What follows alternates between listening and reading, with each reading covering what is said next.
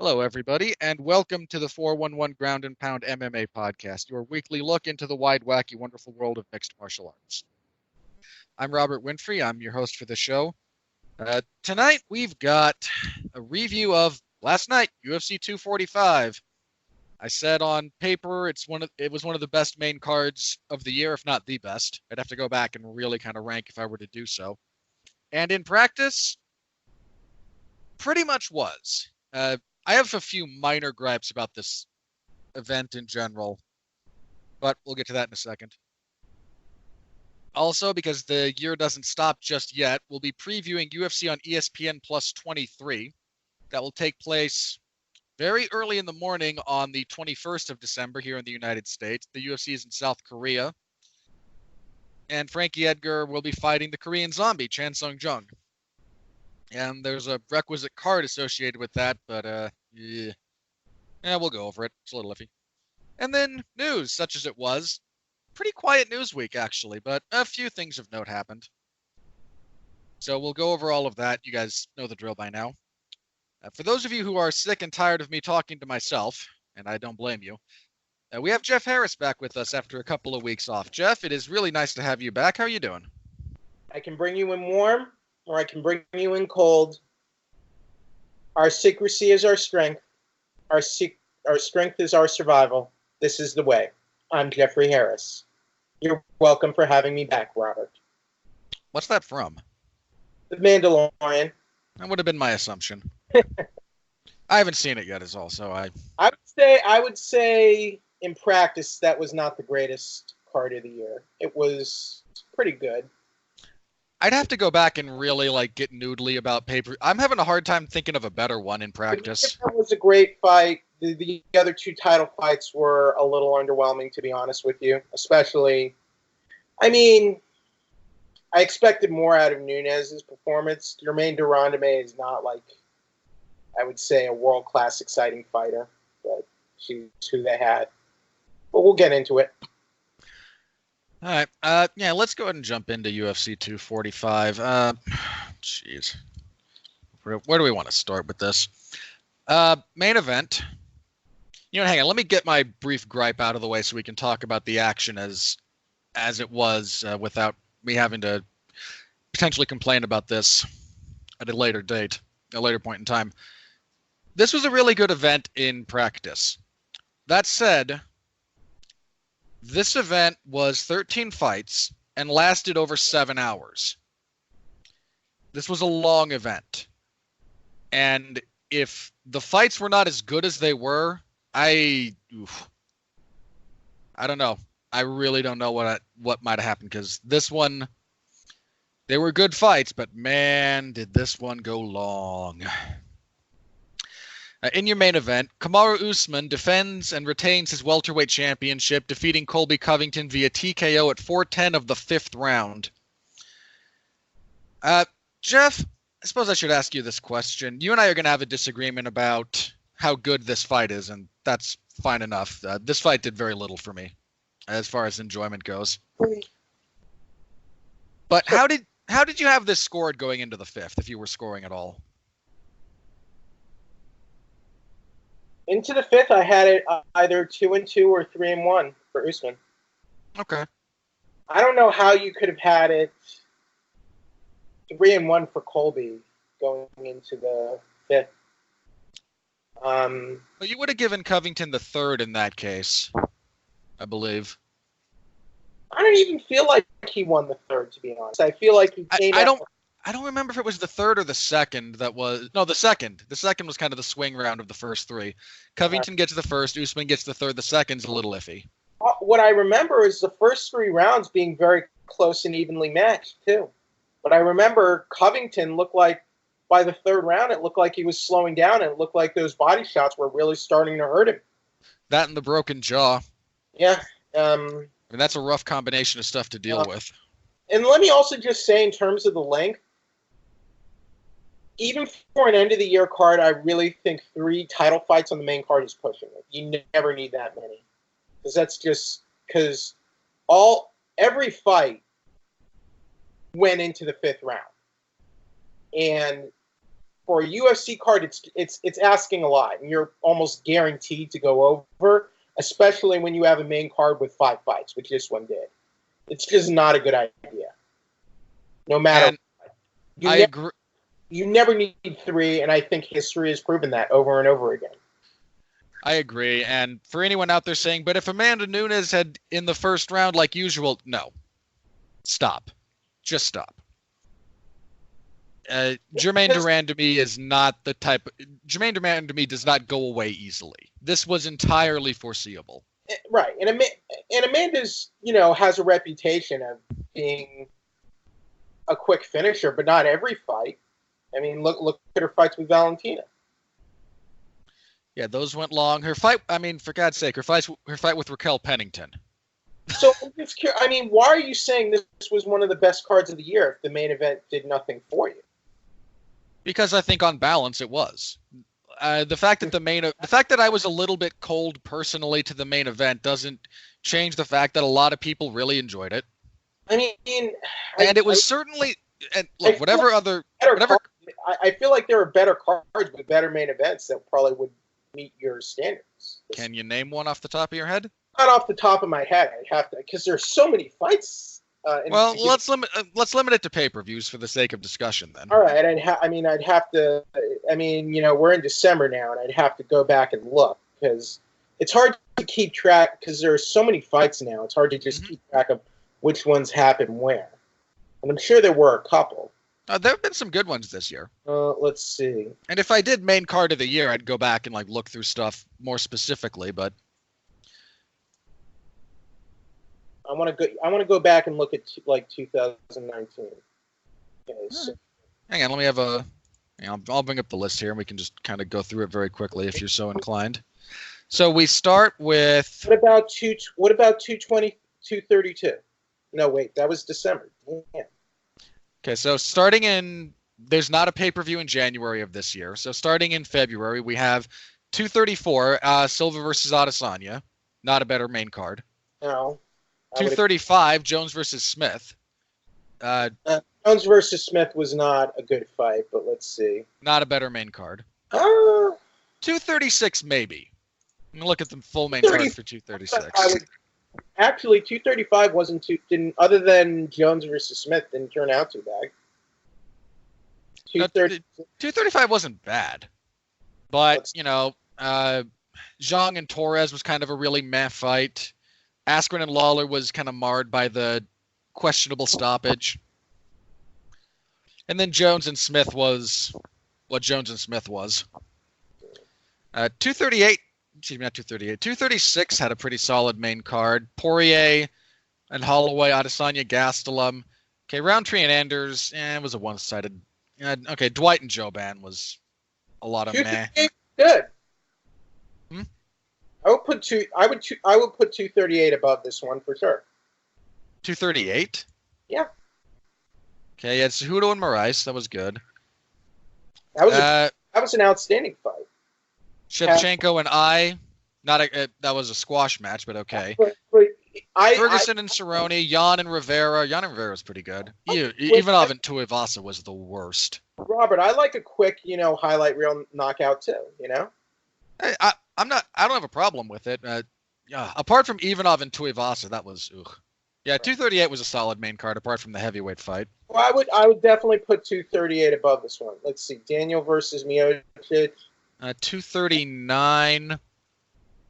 Miocic versus Cormier was that was a good fight at 241.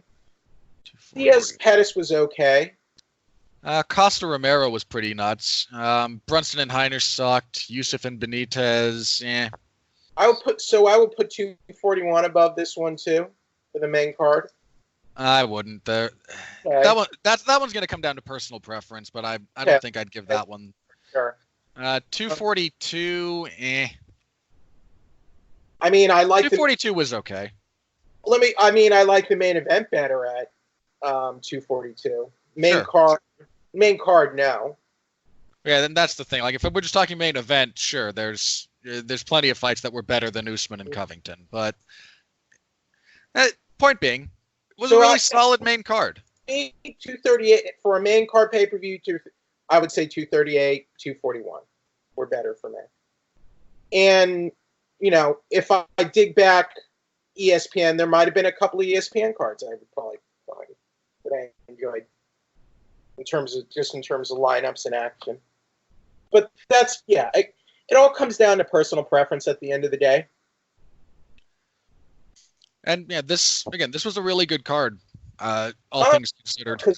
Because you had, other than the main event, you had Peter Yan getting this probably, in the grand scheme of things, Robert, this probably isn't Peter Yan's, or is it Piotr?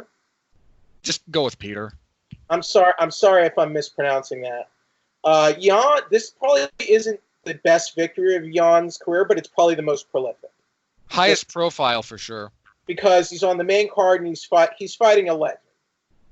And Faber did come out of retirement, but he was coming off a win.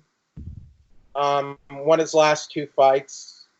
And, it's the biggest name he beat in his career. Even though the last guy he beat, Rivera, beat Uriah Faber before. So that was probably a better victory for him. Yes. In terms of meritocracy. If we're talking genuine quality of opposition, yeah, Faber was a step down from his last 2 opponents. He's the true number one. We might be getting a little too early, but that was a great performance from Piotr Yan. Oh yeah. And I thought Moraes versus Aldo was a good fight too. That was a good fight. Competitive. It was a good fight. And I thought Aldo won, but whatever. That's one of those fights where this is a little bit early, but I'll just give you a quick preview of this. 29-28 for either man is not only perfectly acceptable, it is perfectly defensible. And that's just for that matter.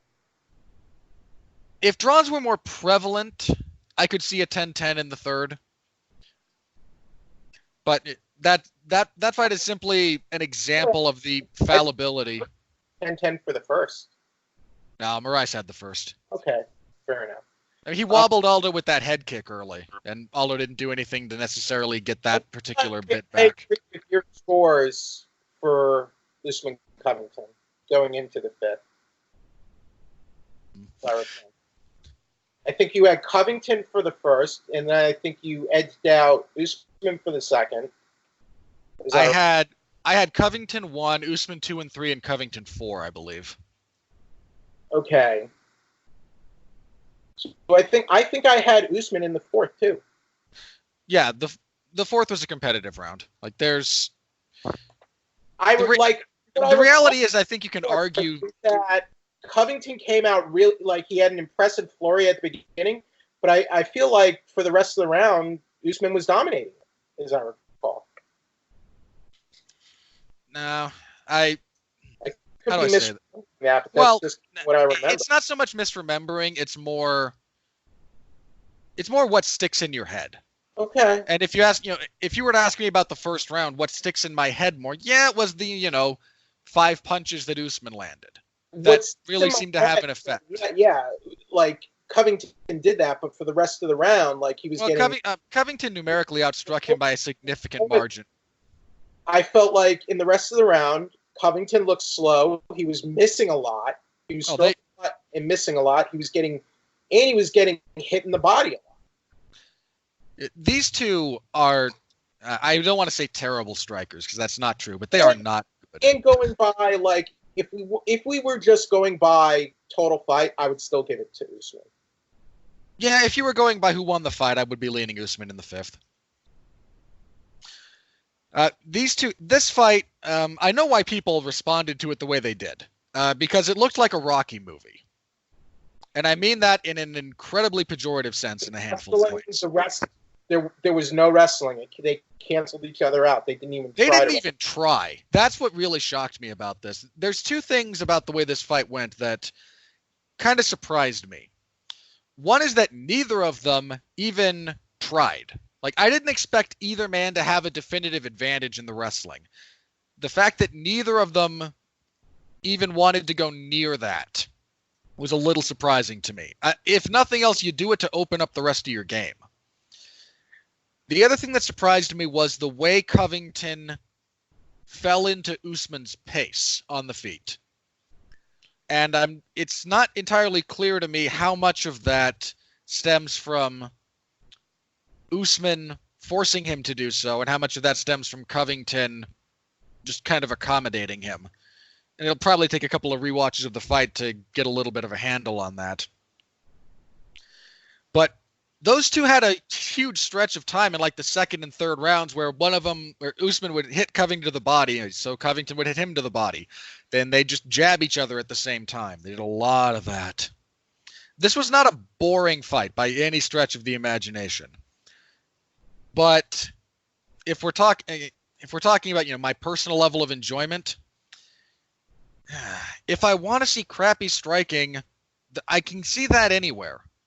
I don't know. I might feel differently about this fight after I rewatch it.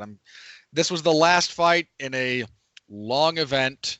I mean, this thing again was over 7 hours broadcast time, first prelim to sign off. And it was having to follow a fight that I profoundly enjoyed in so many respects.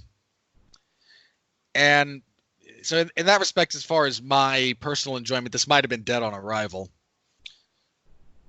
But it also didn't really, on first viewing, just do the things that really engage me as a fan. Now, it engaged the vast majority of the fan base, so, who the hell am I? But it was certainly not a boring fight, and we're all very grateful for that. Both men had success for periods of time back and forth. It was a very entertaining, somewhat sloppy slugfest between these two, and all credit to Usman. He found openings and he made them work for him. I give Colby a lot of credit for fighting for as long as he did with a busted jaw. I know he only complained about it between rounds 3 and 4, but the punch that probably cracked it happened in the first. And if you want to fight, you fight that many rounds against a monster like Kamaru Usman with a busted jaw. Whatever you think about Colby's persona, respect. That's a lot of guts. Because broken jaws, they're the worst.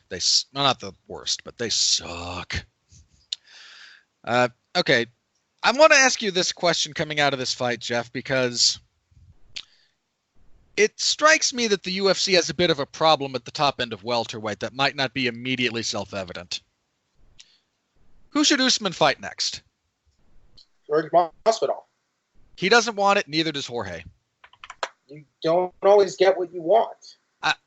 I'm aware of that, but it's usually neither of them wants it. Want the fight. The fight that's there is Leon Edwards or a rematch with Covington. It's pretty simple. Okay. The UFC wants Edwards and Woodley. There is no immediate Covington rematch after getting finished like that. Masvidal doesn't want to fight Jorge. Do you really mean to tell me they call Masvidal, say, hey, we want you to fight Kamaru Usman? He's going to turn it down. He might. Depends on the offer. And Usman doesn't want to fight Jorge. I'm sure they could. I'm sure they could work out a deal. It is within their capability to do so. The question is whether or not they're going to throw enough money at the two of them to make it happen. Because I don't think they're willing to. How is Usman in any position to turn down a fight with Masvidal? He's the champion, and apparently and it's not like he's just saying no, I won't fight Jorge. His stated preference is Leon Edwards. Okay, a lot of fighters have stated preferences that don't come to fruition. That's true, and I'm just pointing out neither of those fighters actually want that fight. And is the Edwards Woodley fight signed? Not that I'm aware of. Well, there you go. The way I see, looking at the rankings, they have plenty of options, plenty.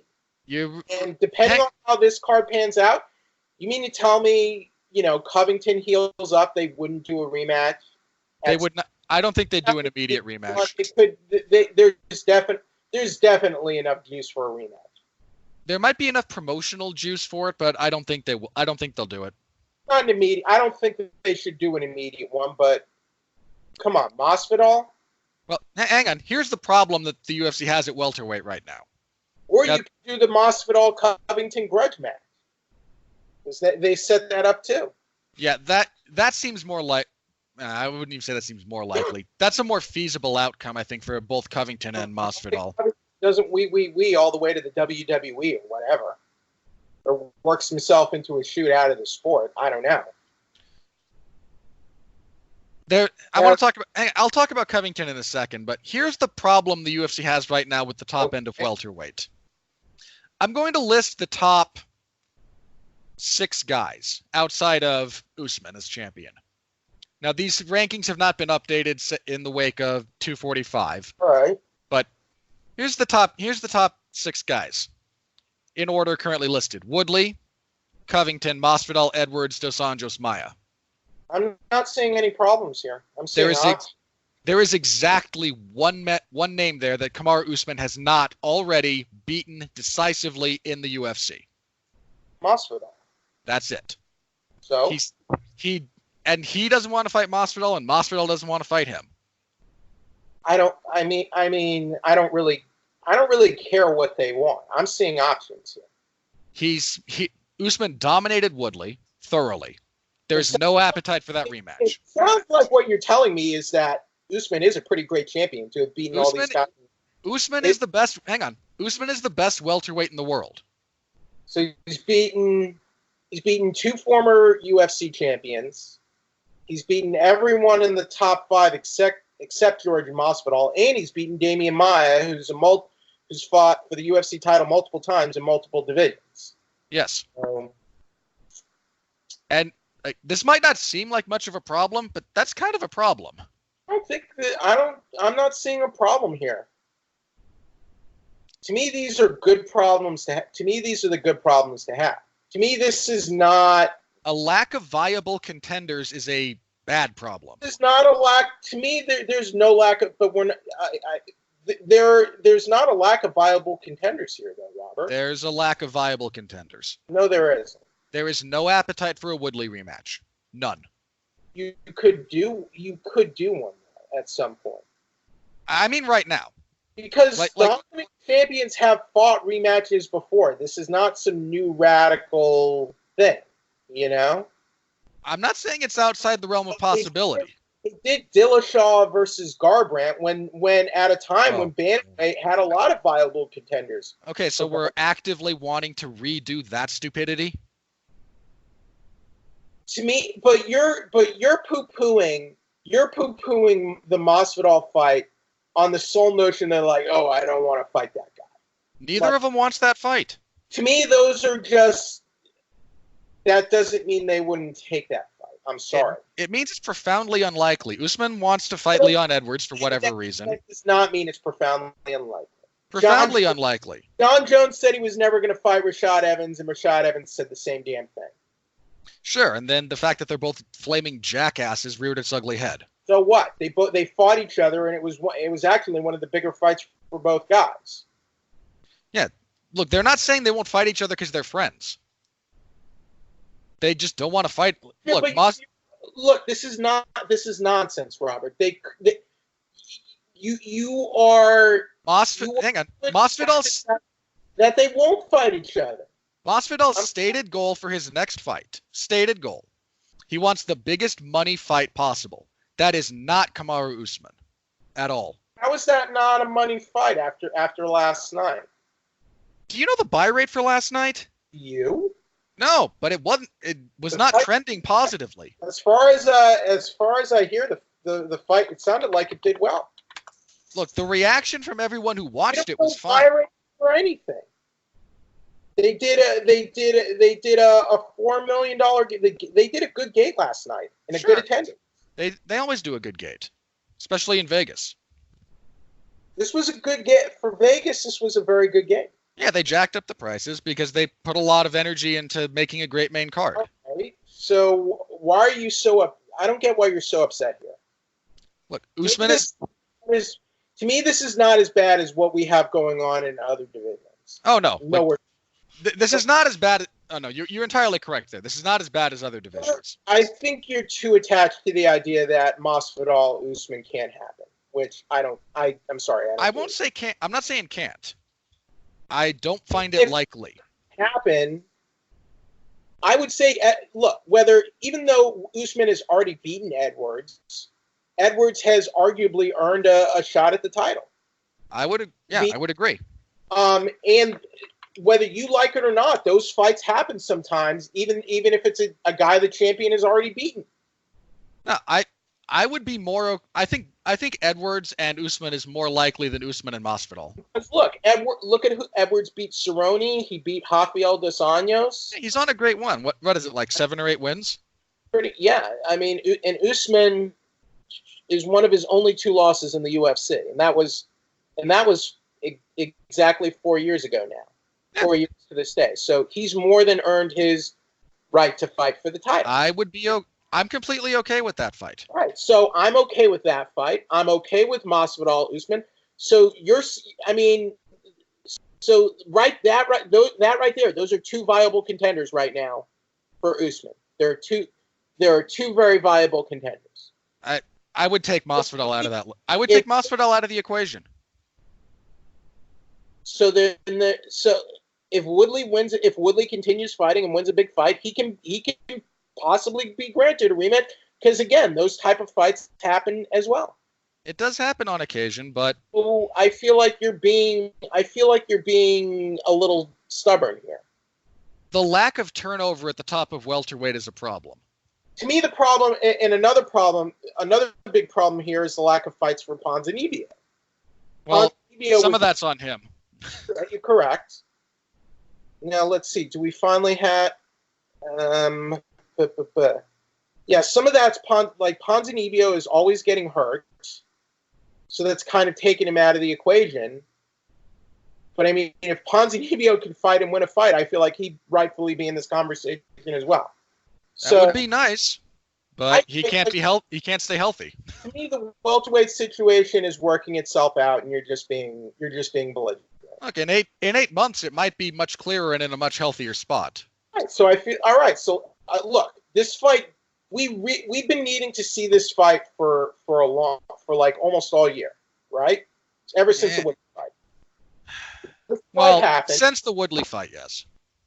This fight happened.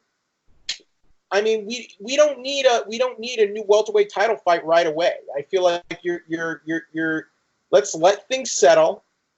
Let's see how guys are physically, and let's just see where things are in 3 months. It's not so bad. If we're talking about just like generalized level of talent, no, it's not bad. But the fact that the champion has already beaten Usman is poised to have one of the greatest runs at welterweight since possibly George St. Pierre.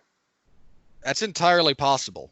I do not know who beats him if we're talking about matchups on paper. After he won the title, I predicted he was going to beat Covington. I was right on that. I picked him for this fight. In all honesty, I think Covington's the only competitive fight he has. I mean, we know the Woodley fight is not even close to competitive. I mean, again, because let's say he fights Edwards. I don't see Edwards beating him. I don't see Masvidal beating him. Nope. I feel like if anyone can take the power of Masvidal, it's Usman. No, I like Masvidal. Masvidal's he's good at everything within the context of MMA. Usman is just a terrible matchup for him. Right. I mean, you could go down that list. Masvidal does not do good against guys with his grappling and wrestling acumen. Hasn't historically. I mean, just saying, Masvidal did lose to Damian Maia. He lost that fight, as I recall. Technically, that was the. He lost the fight. On paper, he was the loser. The split decision went the way of Maia. Yeah. Yeah. So I am correct. Hey, put him in a rematch. I think Jorge would smash him. I mean, I like either of them. I'd be fine with either of those fights for title fights for Usman. I mean, I'm shocked Usman doesn't want the Masvidal fight because Masvidal is a much bigger star than Leon Edwards. I think Usman's I think he's still sore about the whole BMF thing. Hey, that's on him. Huh? That's on him. I mean, he could have. I mean, the Usman Masvidal fight was there for him. He or his camp apparently didn't like it. So there you go. Whatever it was, I mean, a lot of people mentioned he turned down multiple fights for that Madison Square Garden card for whatever reason. Well, it could have been his management team. Might not have been him actually, but either way. Hey, who manages Leon Edwards? Do you know off the top of your head? I guess it used to be Glenn Robinson with the Black Zillions. Edwards? But I don't think he's with the Black Zillions anymore. Leon Edwards is with the Black Zillions? Leon Edwards. Yeah. Oh, Usman is Ali Abdelaziz. Yeah, I know. I know Ali. I know Usman's with Ali. I knew that. Paradigm Sports. Okay. So whoever runs Paradigm Sports is managing his career. Just, I half wondered if the reason they were like, yeah, let's fight Leon Edwards is because Edwards is also with Ali Abdelaziz. But they're making. I don't know why the UFC is so like. I'm trying to find their website, but they're like blocked due to malware. Oh, that's funny. Malware. Oh my. The UFC seems really set on trying to make Leon Edwards and Tyron Woodley for whatever reason. I mean, that fight, that's not, I mean, I would just say because of Leon Edwards' win streak, if the fight's there, just go ahead and book him against Usman. Yeah, I think, I mean, look, no one will watch it, but that's the fight you should probably make. I mean, you could put it on ESPN. You could try. That's certainly true. I think it could do well on ESPN. I think this fight is going to make Usman a lot more marketable. I mean, he won in a dramatic fashion in a fight that a lot of people enjoyed. So it's not going to hurt him by any stretch of the imagination. You would think. Well, okay, very true. Logically, although the effects of logic on mass appeal are non-existent. Is Woodley still going to continue fighting though? Or has he? Didn't he sign for a fight recently and then had to pull out because of a hand injury? I'm not sure how Woodley's feeling and what he wants to do right now. Yeah, I think he was supposed to. He was supposed to fight Lawler. Yeah, they were going to do that rematch in Milwaukee. Yeah. Pulled out in May, and we haven't heard an update on Woodley since then. Okay. I feel like Woodley was either trying to wait to see how Woodley might try to fight Covington next, because there's still bad blood there. You know what? It's a real shame we didn't get Covington and Woodley for the title. And I don't mean that as a slight to Usman, but Covington and Woodley, the trash talk that those two would have engaged in, like there was not only genuine beef between them, but Woodley's willing to engage in that kind of antagonism. Well, you can still do that, and it would probably draw well. That assumes the UFC is going to, in any way, shape, form, or fashion, try to put Colby in positions like that again. Well, why not? They don't like him. So? His relationship with the UFC is very... Oh, please. You're going to pretend that an organization as petty as the UFC They gave Cyborg a title. They gave Cyborg a memorial title, so why not? There was too much money in that instance not to be capitalized on. It's less clear that Covington... Hang on. Okay. It's less clear that Covington, after this loss, represents a legitimate... is still a legitimate draw. So are you saying they're not even going to try to book Covington anymore if he continues fighting? Did you see what the suggestion for who he fight next on ESPN? I don't think I caught it. What was it? Mike Perry. I mean, That is the dumbest thing. Okay, look, something about UFC 245 has spawned the worst takes from professionals. Okay, who said that? Chael Sonnen? Brett Okamoto. Okay, Brett Okamoto doesn't work for the UFC. No, but you're really going to pretend that there's not some talking points that if it's going up on ESPN was run by the UFC?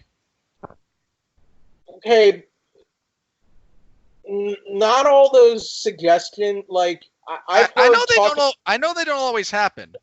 I mean, you're getting emotional about silly stuff. No, In, in in, some respects, yeah, but I read that and we don't know what's happening. We don't even know if Covington is going to fight again at this point. He could be WWE bound for all we know. Because he and Henry Cejudo can go form a midget brigade. Now you're just trashing Henry Cejudo. No, he said that. What? Did you miss this bit of the? This was news this week. Who said midget brigade? I did, because Henry Cejudo is such a very, very short guy. Why are you? Henry Cejudo is an Olympic gold medalist. Olympic gold medalist, unbelievable combat sports athlete. Disrespect, Robert. I expect it's an accurate representation of his physical dimension. No, it's not. No. He's 5'4". That's not. Okay, he does not suffer from dwarfism. Okay. He's less than 5.5 feet tall. Colloquially, he can be referred to as a midget. All right. I'm not even going to humor this nonsense anymore. What I see here, if now let me preface, if parties can find things agreeable, we have options here. We have options here for Usman. We have options for Woodley, for Covington, for Masvidal, for Edwards.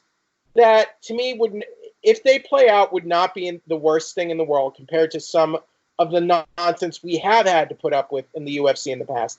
That I would not be opposed to. Oh, and nonsense we'll have to deal with in the future. Let's not forget.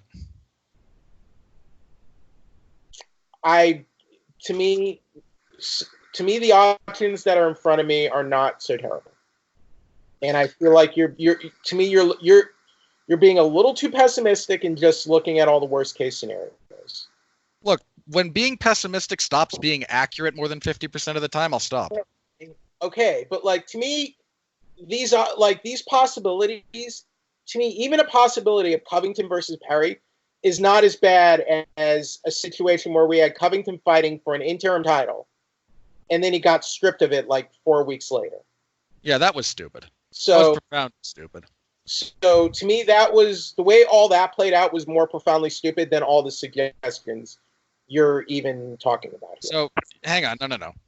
You're genuinely of the opinion that the currently ranked number 2 guy in the division, number 2 contender, he will drop after this loss, should go from main eventing a pay-per-view, last pay-per-view of the year, with that the UFC put a fair bit of effort into building up as a great event. Okay. To main eventing in BFE wherever on ESPN Plus against Mike Perry. That wouldn't be the ideal situation, but I mean, tune-up fights are a thing in combat sports. Not in the UFC, they're not. Yes, they are.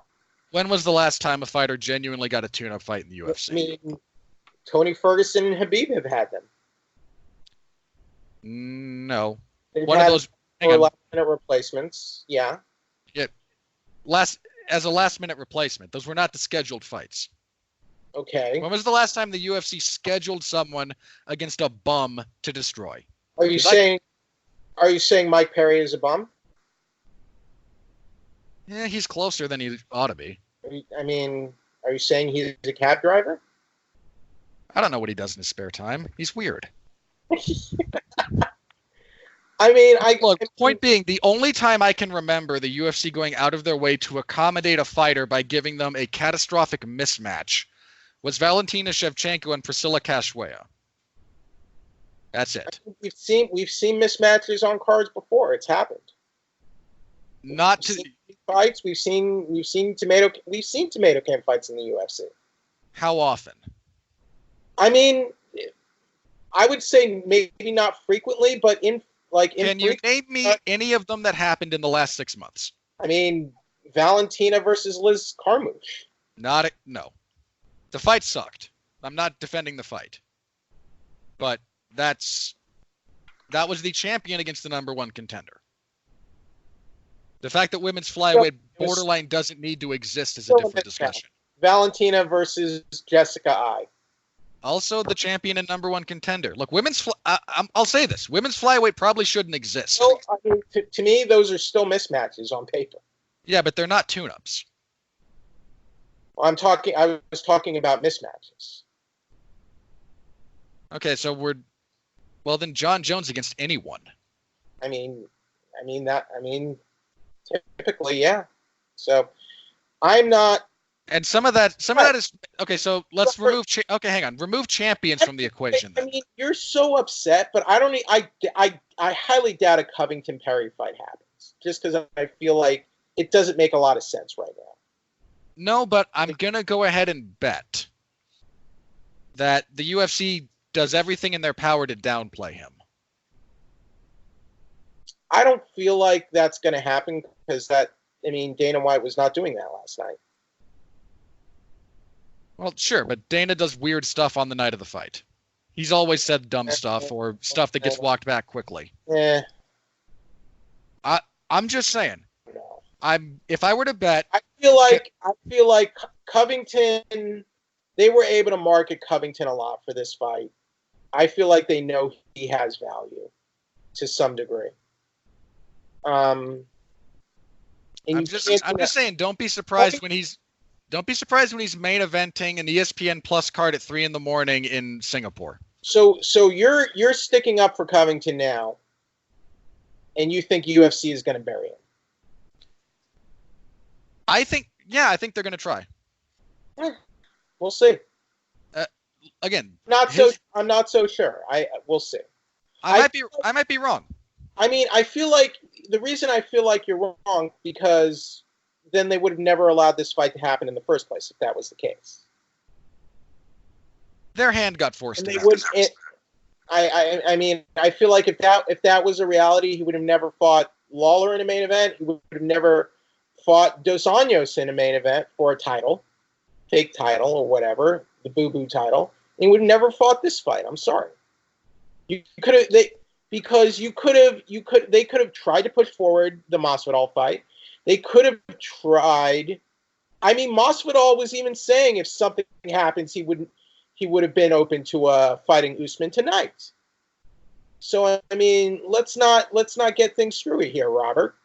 So I feel like if they were really that hell bent on trying to bury Covington, then this fight never would have happened at all.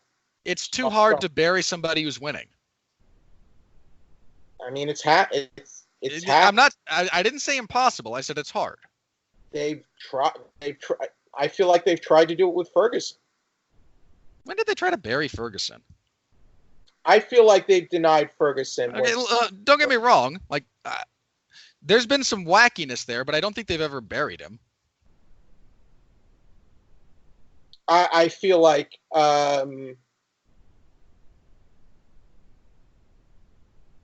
just booking him against Pettis and Cerrone, for example, instead of Habib.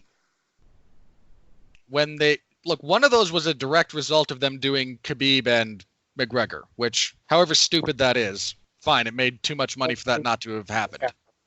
All right, I feel like we're stuck on this, and I kind of just want to move on because I feel like we'll. My feeling is the fight happened. Let's wait and see where they go from here. All right. And I mean, again, in all seriousness, what I'm hoping for is something tremendously stupid does not happen. Well, sure, that would be nice. I feel like we finally kind of just gotten out of the weeds and turned a corner here, and I want sensical things to take place, but we'll see.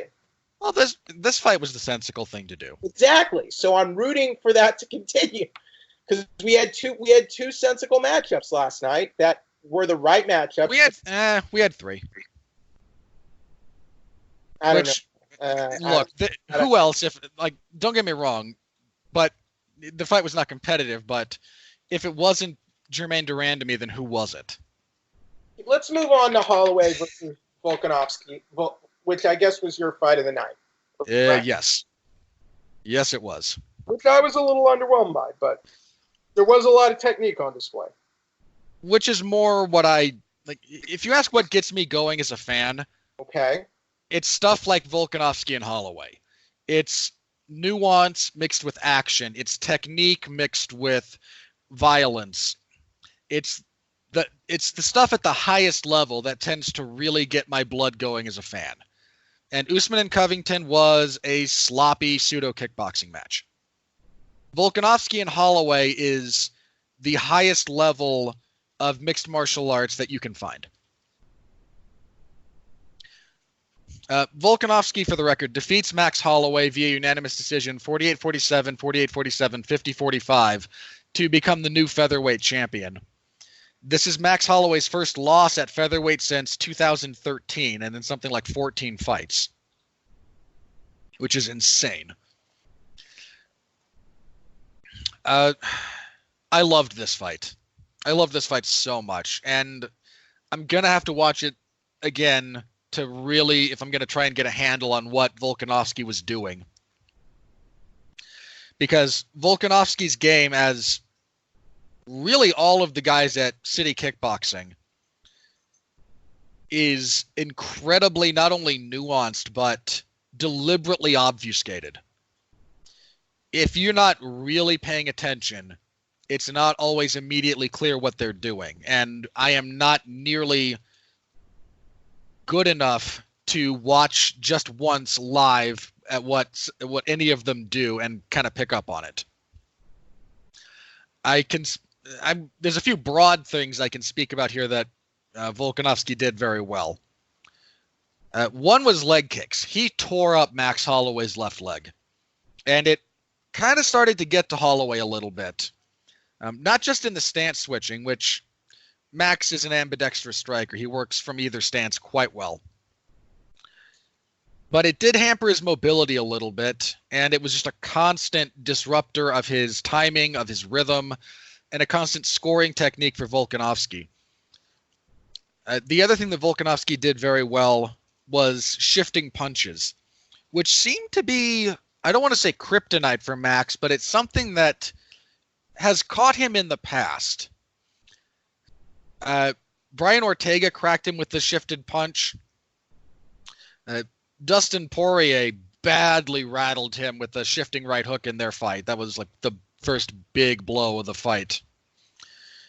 And Volkanovski got them fairly consistently here. Now, how much of that is just an occasionally exploitable habit of Holloway's defensively, especially if he's not expecting it, and how much of that was facilitated by the damage to the leg and the constant faking and feinting that Volkanovski does, I'm not sure, but I'll gonna be rewatching the fight.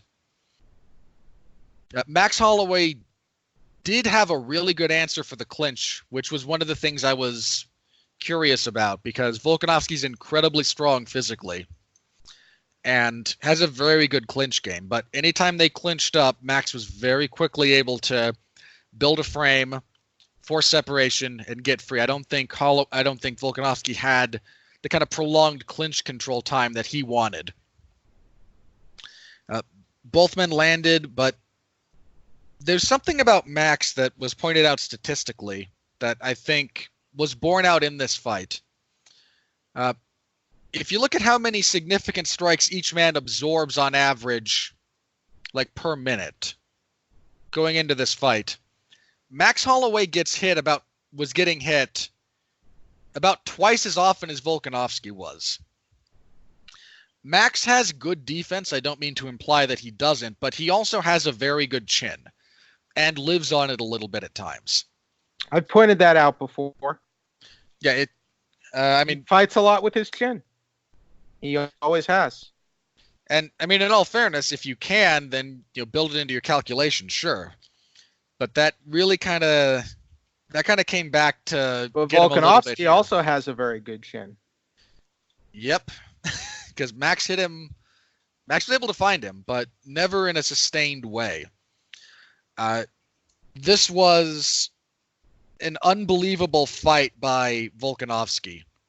Again, this was my personal fight of the night. I enjoyed the heck out of this fight.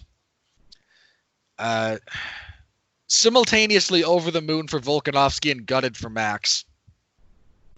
But if you're curious about how special Max Holloway is as a fighter, even in this loss, he did set a couple of UFC records, actually. Let's see if I can find it, Okay, Max Holloway was a greater featherweight champion than Jose Aldo ever was.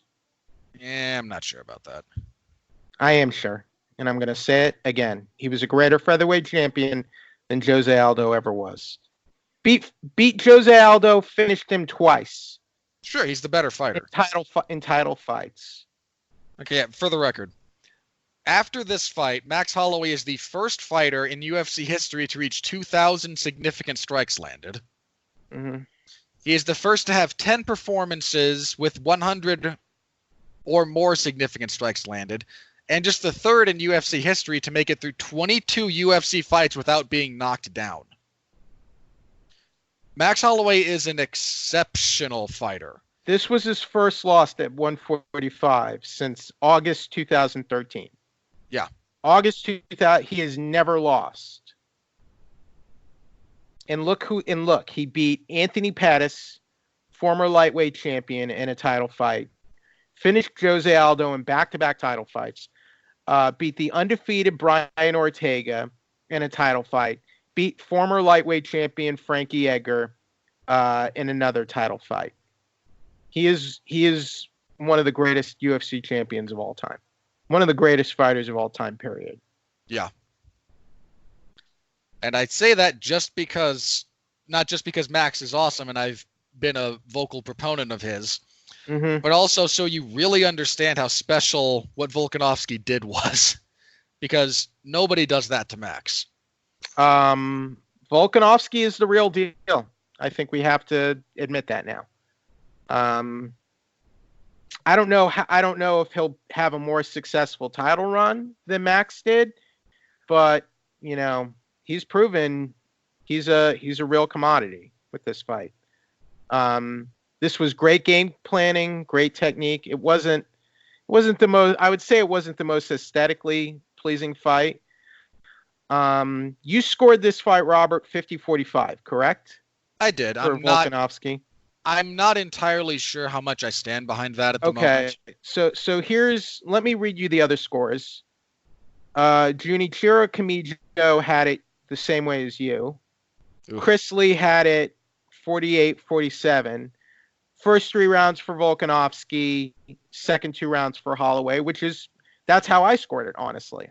Adam, the one I don't really stand behind personally is at least the 4th round. I think there's a very strong argument for Holloway in that round.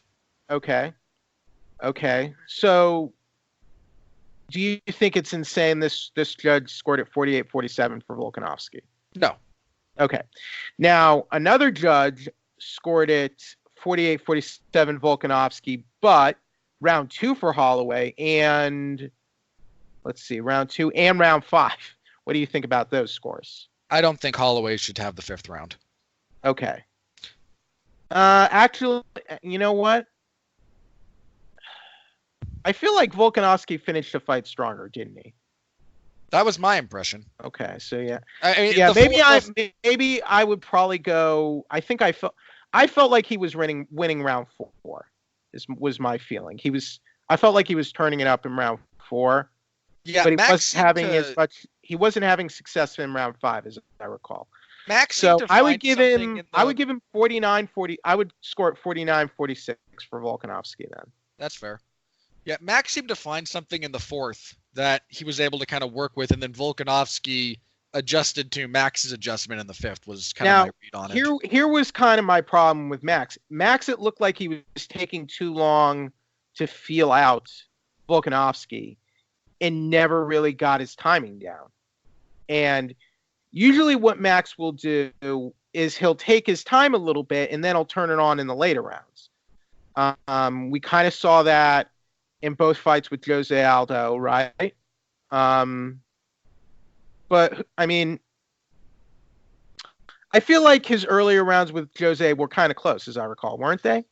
I gave Aldo pretty clearly won the first round of their first title fight.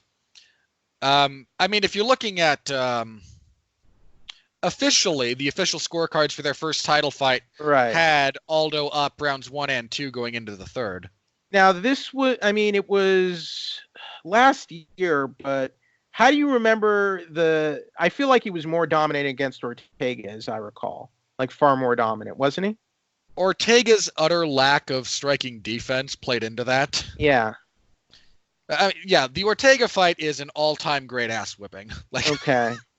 Max and then just whooped and him. then Ortega was more and then the Edger fight was more competitive, but it went Holloway. It went more in Holloway's favor. So the Edgar fight was less visually destructive. Okay. But also, like, Ortega was able to rock Max in the third round of their fight. I don't think Edgar had any real success against Max Holloway. But the leg kicks made a big difference here. Huge. Volkanovski builds the majority of his offense off of those, be that to just as a fake or a feint or a setup for what he does, or a perpetual way to disrupt his opponent's timing. In contrary to what Cecil people would say, leg kicks can help you win fights. And leg kicks very clearly can. I mean, look at Diaz versus Cerrone. That's another big one. Where leg kicks made a big difference. And another thing, I don't know. What do you think? Do you think Max Holloway just was kind of trying to feel out Volkanovski a little too much here? I felt like he was. Some of it was that. Some of it was just what Volkanovski was doing to disrupt him. Look, I'm not saying that's the reason he lost, but I feel like it looked like Max was trying to feel him out, and then while that was happening, Volkanovski was exploiting a lot of openings. Yeah, Volkanovski is very good about constantly disrupting you, and then while you're trying to get a read on things, just continuing to go about the business of the fight. He disrupted Holloway's rhythm, and I feel like Holloway just never found his timing, never really found the distance. And Volkanovski, he looked really sharp, I feel like.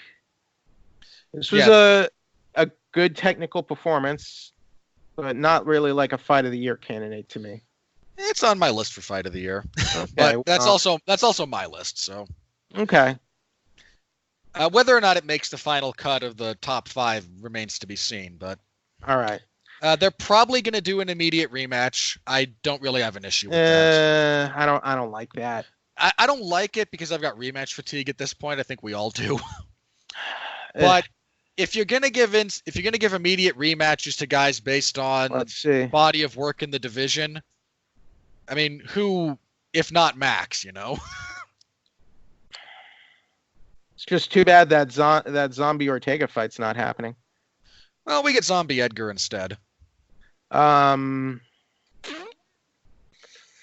see. I mean, Volkanovski hasn't fought Edgar. No, but what about Rodriguez? You know what? No, do it. Let Volkanovski smash him into the ground. Exactly. So wouldn't that be fun? It'd be fun for me. Yeah. So I mean, I feel like we need fights just to see the champion smash another opponent sometimes. I think what we need is for that to play itself out on occasion, but I'm of the opinion we need the best guys fighting the best guys. I don't know. I mean, Robert, I feel like if we see this rematch, I feel like it'll probably go the same way. I'd be very curious to see what Max could do with the information now at his disposal about how Volkanovski fights. I'd be very curious to see what Volkanovski and his team would do to kind of retool after the fight. I just don't like immediate rematches because I feel like when it happens, I feel like we're trying to correct, get the correct result this time, you know? Sometimes it feels like that. Sometimes it's more, and this would be my feeling in this fight, it's not about trying to give Max we really want Max to be the champion, so we're going to give him another shot and hope it goes the right way this time. It would be more that, Max won 13 fights in a row in the division, was a champion for so long, had title defenses. All right. And point being, that would be the logic. This one wouldn't feel to me like Garbrandt and Dillashaw felt like we really kind of want Garbrandt to win this, so let's do it again. Like that one felt like we didn't get the result we wanted. I just don't see. I mean, I feel like we can do better, honestly. I mean, personally, I don't hate if they make it immediately. I wouldn't hate it. Well, I wouldn't hate it if they gave Max another fight in the interim. do you feel like the audience wants to see this rematch as an immediate rematch? I don't know.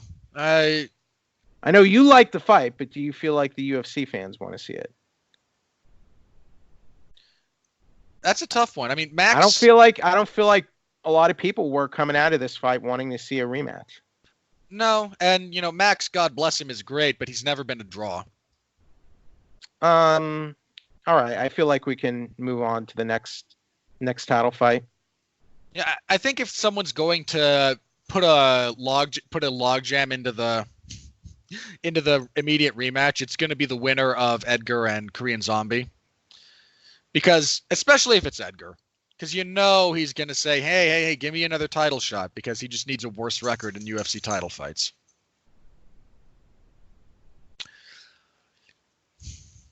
But as for our third title fight of the evening, women's bantamweight champion Amanda Nunes defeats Germaine de Randamie to retain the bantamweight title. Scores as follows: 49-44, 49-46, 49-45. Whoever scored this fight 49-46 should be shot, because that does not give Amanda Nunes a 10-8 first round, which she absolutely deserved. Look, I was doing live kind of play-by-play watch-along stuff with Mark for this fight, and Mark gave me grief going into the fight about saying Germaine de Randamie's a tougher fight than you're giving her credit for. And by about the third round, he apologized for saying she was a pig hostage. To the extent this was on the feet, it was competitive. Germaine de Randamie was able to land some good punches, had a good head kick at one point. But for some reason, she was utterly unable to stop any takedown that Nunes threw at her. And once they were on the ground, her plan was just stall. It was really weird. It almost makes me wonder if she had some kind of injury that hindered her takedown defense. This fight just got worse the longer it went on. This was grueling. It was a slog. It was a thoroughly one-sided affair. And there is no legitimate challenger to Amanda Nunes in any division at this point. They just don't exist right now. I don't have a whole lot to say about this one. Maybe if I watch it again, I might find some neat little technical thing that Amanda was doing, but just the day after the fight, looking back at it, Nunes couldn't stop a takedown to save her life. Germaine de Randamie couldn't stop a takedown to save her life. Nunes knew she had the biggest advantage on the ground, and that's just kind of how the fight played out. Yeah, I don't really have a lot here. There's, like I said, there's no one who is on paper, there is not a legitimate challenger to Amanda Nunes at the moment. Just even the fighters who are really good, they're borderline they're not just borderline mismatches. Some of them are gross mismatches. Anyway, Jeff, you have any thoughts on this one? Nope. All right, next up, Marlon Moraes and Jose Aldo fought to a split decision. All scores were 29-28, 2 for Moraes, 1 for Aldo. The media scoring for this was split evenly between scoring it for Moraes and scoring it for Aldo. Doing it live, I scored it for Moraes, which I think is perfectly acceptable, as is 29-28 for Aldo. This fight is a really nice example of the fallibility of the 10-point must system as it pertains to MMA.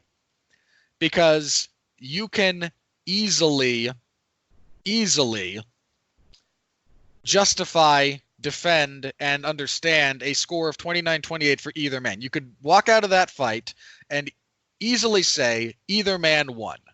And that's not a terribly great spot to be in as far as a scoring system goes and whatnot. But the fight was what it was. It was a good fight. It really was a good fight. Moraes rocked Aldo early with a head kick. Kept going back to it a little bit too much. Aldo adjusted. Landed some hellacious body shots in the second. Started to get a read on Moraes. Moraes turned up his game in the third as Aldo wound up ticking down just a hair.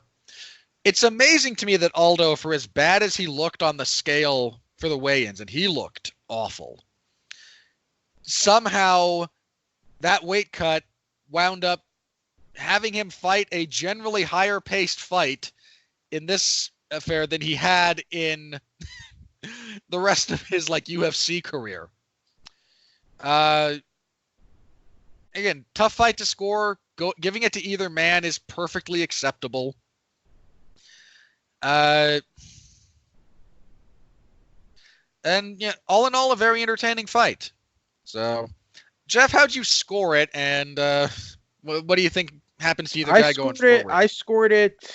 I think I scored the last 2 rounds for Aldo, and I scored the fight for Aldo. But to me, it was just sort of one of those fights where, if you're going by the 10-point must system, it could have gone to Moraes, and it's just one of those unfortunate things about MMA judging.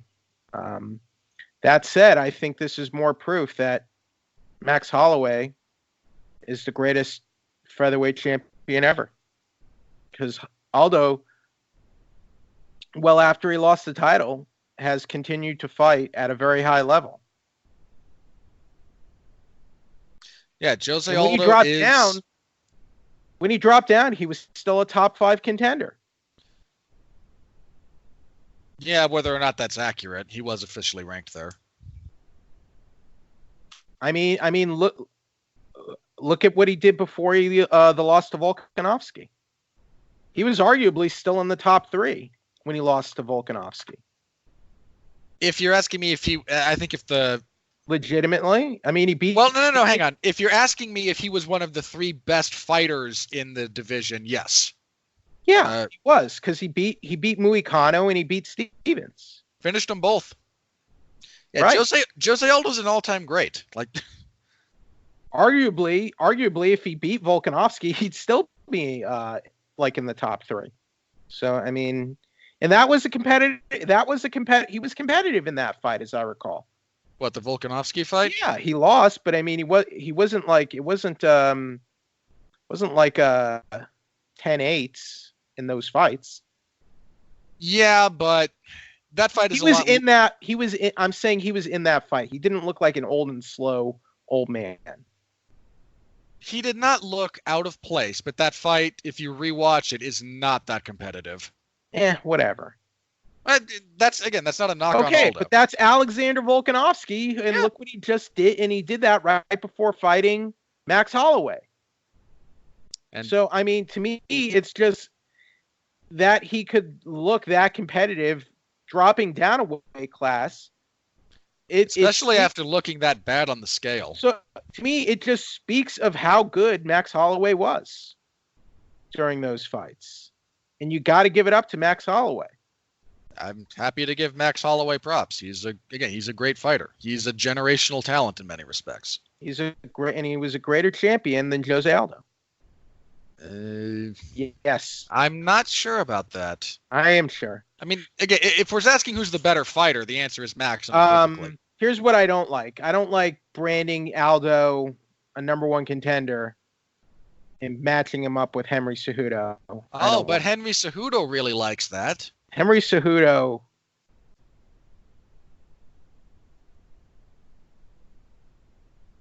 Yes. I can't. The fight. If he would try that for this fight, he's clearly running away from Peter Yan. So no. He's running away from Oh God, Henry From Cejudo. Joseph Benavidez. I was gonna save this for a little bit later, and we'll probably get into it more when we talk about this. But I And I'm know. not gonna call the guy a midget, but I'm like, come on. Do it. He is. No, he's not. He is. He's not. If we're talking about his physical stature, He's taking the Bret Hart pro wrestling angle too. He's doing the whole "who are you to doubt El Dandy" thing, and now Dana White is buying into it. So I know. I'm going to juxtapose this with Colby Covington for a very specific I'm reason. not saying Jose Aldo is El Dandy here, but come on. Are you telling me, I get what you mean. Peter? I mean, you would agree that the guy to fight Cejudo, it's Jan, right? Or Aljamain Sterling.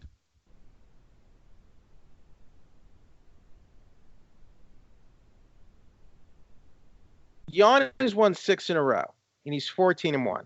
Yeah, he beat Rivera, he beat Dotson, and he beat Uriah Faber. He's the number 1 contender.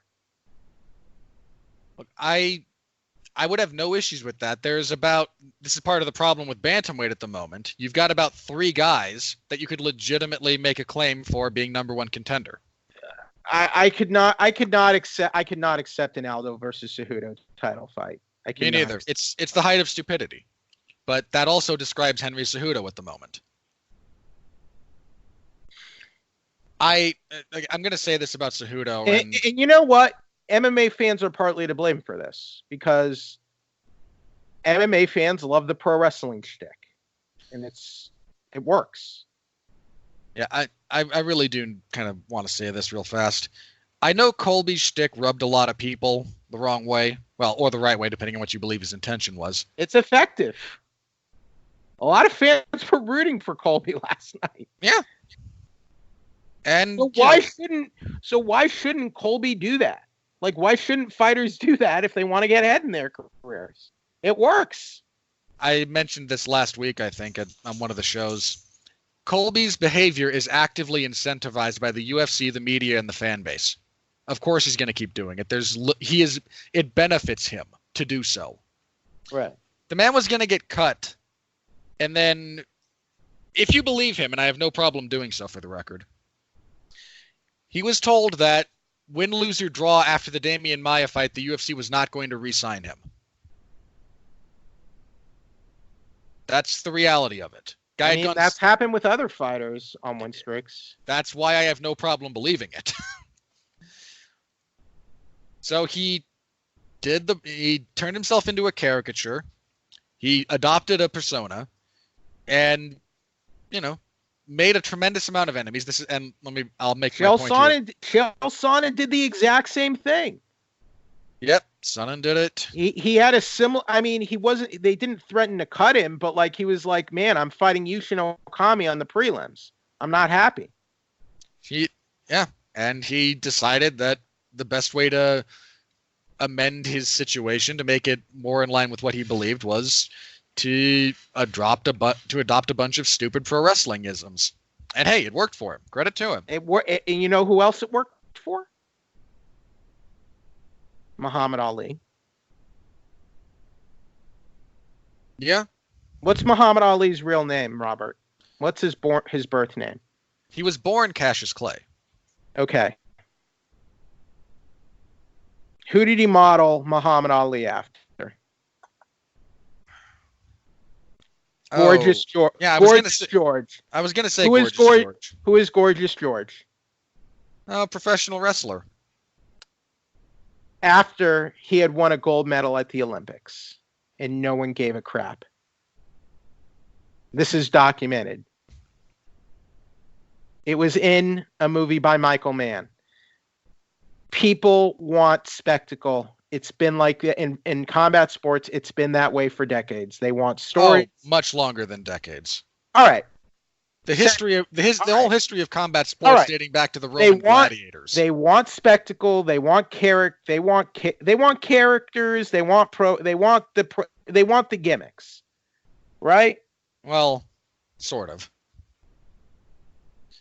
MMA fans have this. I like pure sportsman stuff too, but more the media and the fans more often than not respond to the shtick. It's proven fact. Yeah, and look at Conor McGregor. Not that Conor McGregor is a bad fighter. He is an exceptional fighter. I cannot deny that. But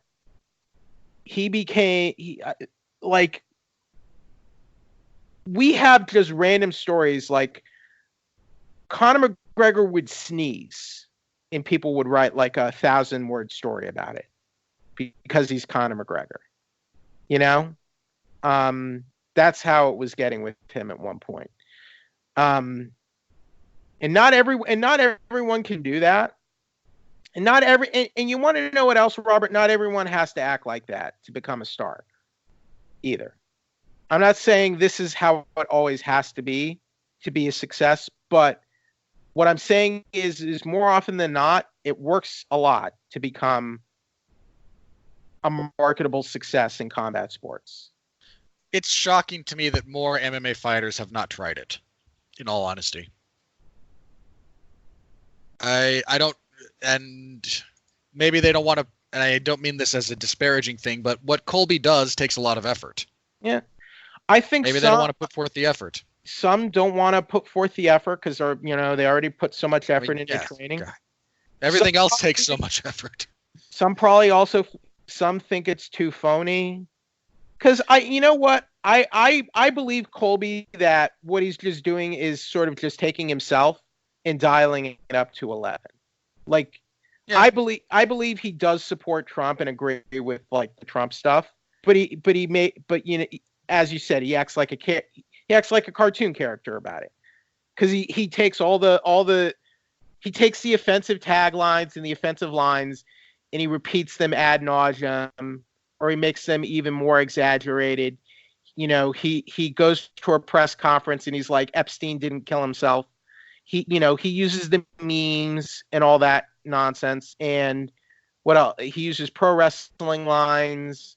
And he wears costumes. That's the other thing. He wears the costumes. So, and Henry Cejudo did it too. It works. He's still doing it. It works. It works. Here's my thing about Cejudo's. And your individual mileage is going to vary, everybody. Colby's shtick, I find alternately tiring and amusing. It kind of changes depending on what it is specifically. Some of it I just kind of roll my eyes at. Some of it I think is funny, whether he intends it to be or not. I don't mind shtick when it's clever. Then we've got Cejudo. I am so beyond over Cejudo's. You have to agree that most of what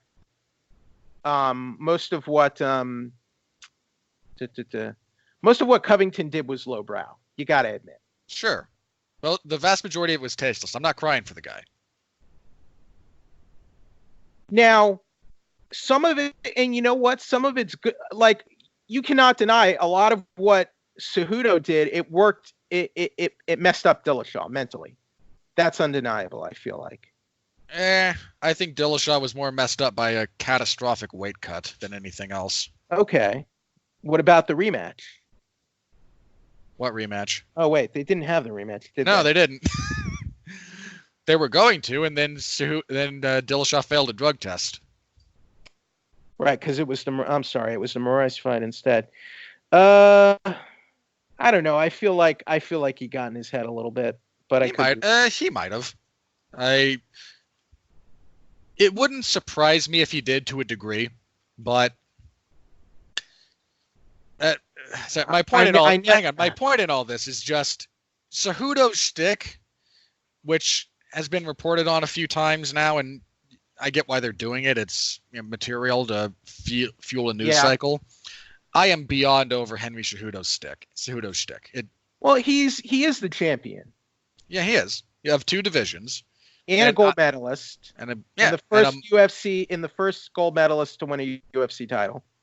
My comment has nothing to do with his fighting skills. The man is an exceptional generational talent. In 3 consecutive fights, he beat Demetrius Johnson, TJ Dillashaw, and Marlon Moraes. That is one of the best 3-fight streaks you will ever find. Like the only thing that I think is comparable, Volkanovski just pulled off. But- Actually, But you know what? I can't trash, as much as it annoys me, I can't trash Cejudo for doing what works. And when people didn't really care about Cejudo or believe in him before he started doing the Captain Cringe thing. I don't know. Do they still care about him? I mean, some of that's just visibility. He's been on the shelf for several months. I mean, he hasn't fought for a while, so I mean, I think that. And he's in the midst of a dispute with the UFC now. Well, what do you mean? This news got broken this week. Did you see that? What was that? No, I didn't. He doesn't feel he is paid adequately and has made it publicly known he's happy to go to WWE if the UFC's not going to. That could just be public negotiations. It could be. I mean, that could just be him, like, just saying, like, it's time to renegotiate. I want a bigger contract, is what I feel like. I hope that's all it is. And Look, I hope he stops trying to fight Uriah Faber and Jose Aldo and Cody Garbrandt and fights the number one contender. I mean, Jose Aldo what I'm saying is that I'm not convinced that's not posturing, which fighters have been prone to do. Yeah, but to me, the more troubling thing is not just, hey, I want to fight Jose Aldo. I think he won. It was more, you remember what he said after he beat Moraes? What did he say?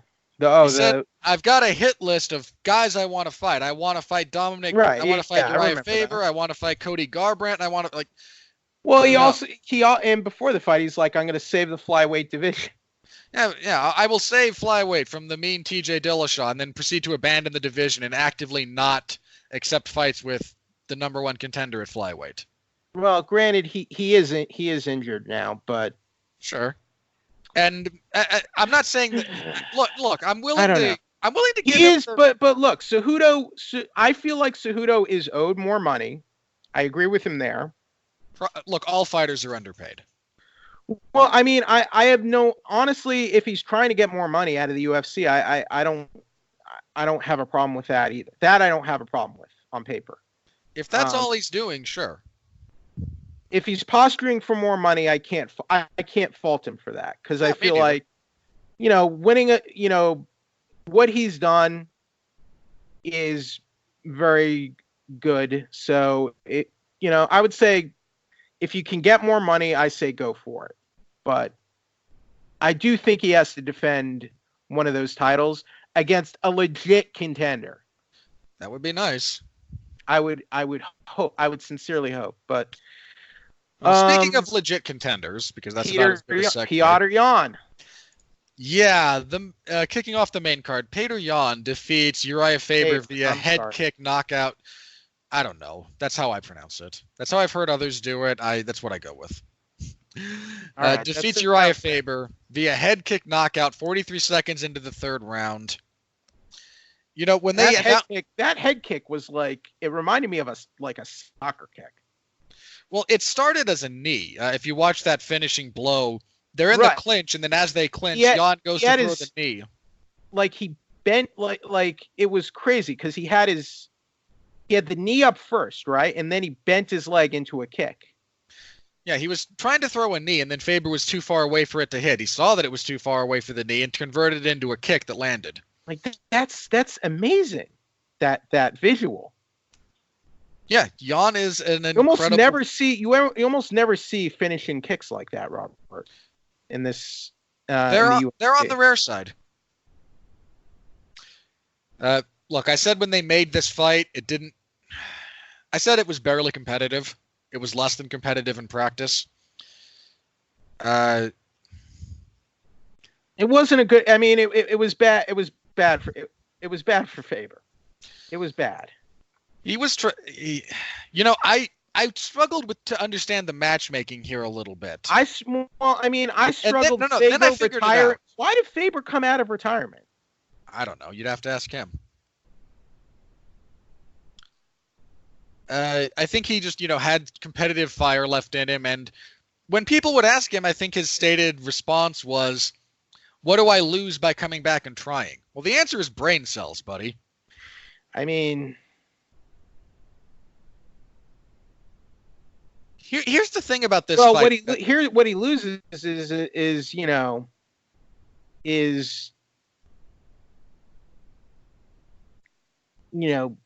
giving up his brain cells to make a younger guy look badass. That's what he gives up.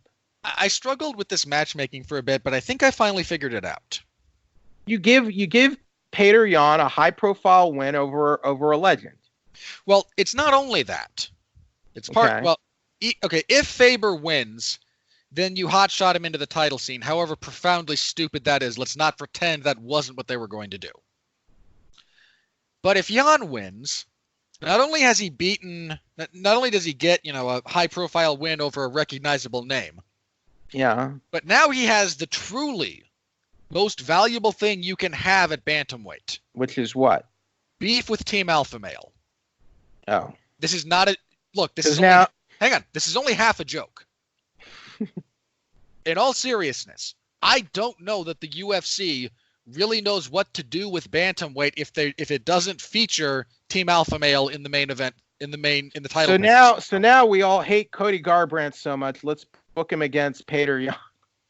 Cody Garbrandt's not going to beat Assuncao. Cody Garbrandt can get his forced knockout loss. No. Cody's got a fight scheduled. He's for fighting. now, He's fighting Assuncao. For now, fights can change. They've already signed it and announced it for the Ohio card. And Assuncao gets hurt a lot. I don't think Yan would step in on short notice for that fight. They're not the main event of that card. Well, if Garbrandt wins that fight, I have a feeling UFC is going to try to book Yan versus Garbrandt now and make this cartoon fight with Aldo versus Cejudo. They might. They really might. And I hope not, but I mean that in all seriousness. That's what Dana White said. That's what Dana White was. That's the drum he was banging last night. God. Can we talk for just a sec? You know what? I'll save that for later. We still have fights, but okay. I have things to say about Dana's kind of the matchmaking he's been throwing out into the ether over the past 8 days or so. Dana White or Brett Okamoto? More Dana. All right. Well, look, I give Brett crap on occasion because I like his work. He's a great reporter. He's one of the best in the business. And in many ways, he's better than Ariel Helwani. I would agree with that. Oh, just to continue the string of giving him crap just for the sake of giving him crap. Yeah. Did you see his suggestion about who Jose Aldo should fight next? What was his suggestion? If he was actually trolling and just pulled it off with a straight face, he gets a lot of credit for this. He said Aldo should go up to 155 and fight Justin Gaethje. I don't understand. I don't understand that. Like right after he fought at bantamweight and had a competitive fight with Marlon Moraes, that he arguably. I think the stated logic was if he beats Gaethje, he is the number one contender at lightweight, and he can kind of force a rematch.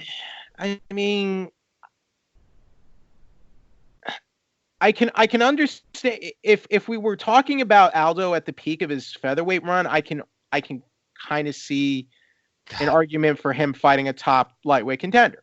Peak Aldo against Gaethje would have been nuts. Okay, can't happen, but because back at that time we were here. He did fight Florian, who was a top lightweight, and they were talking about him moving up. There were a lot of times they were talking about him moving up, but now it doesn't seem to make sense to me. So it's very weird. I'm not going to insult Okamoto. I'm just say that it's very weird.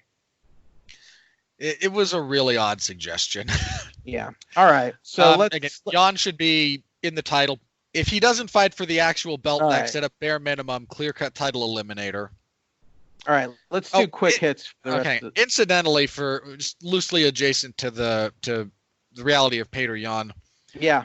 His one loss is to a fellow named Magomed Magomedov, and they are 1-1 against each other. Both of them are great fights. I believe they're on YouTube. Magomedov is, I believe, also 14-1 at this point. Can we get him in the UFC, please?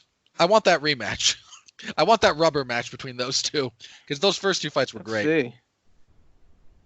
Based on his record, it looks like Magomedov should be a guy who's in the UFC now, don't you think?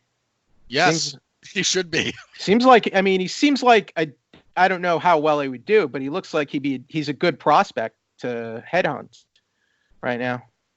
Yeah, he's had really good fights. He's someone I wanted in the UFC also. All right. As for the rest of the card, Jeff Neal defeated Mike Perry in 90 seconds of the first round with a head kick and punches. I'm not a doctor, so when I say this is just me. The fact that Mike Perry came back this quickly. When I say this quickly, he last fought in August of this year, so a couple of months after the Luque fight, where he suffered the worst broken nose I've ever seen. That's 4 months, not 2. 4. A few months then. That seems like a fast turnaround for that kind of an injury as far as practicality goes. I mean, he got cleared medically, and then his nose kind of got rebroken in the fight. Jeff Neal, get that man a fight with Ponzinibbio, Luque, somebody like that. He needs to be fighting ranked opponents. He is ready for prime time. How many is that now? 5 or 6? That's for 6. Neal? Yeah, that's 6 UFC wins now. He's finished all except 1. Yeah, he went the distance with Bilal Muhammad and put a beating on him for that entire fight. Muhammad's just tough as nails. Get that man ranked opposition. He's ready for that step up. Irene Aldana upset the bantamweight apple cart, knocking out Ketlin Vieja 451 of the first round. This was a thing of beauty.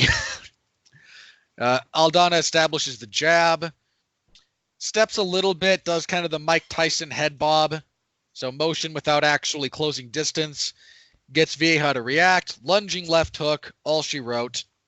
Huge win for Aldana, who'd, I wouldn't say floundered in the UFC, but had kind of struggled to find her footing.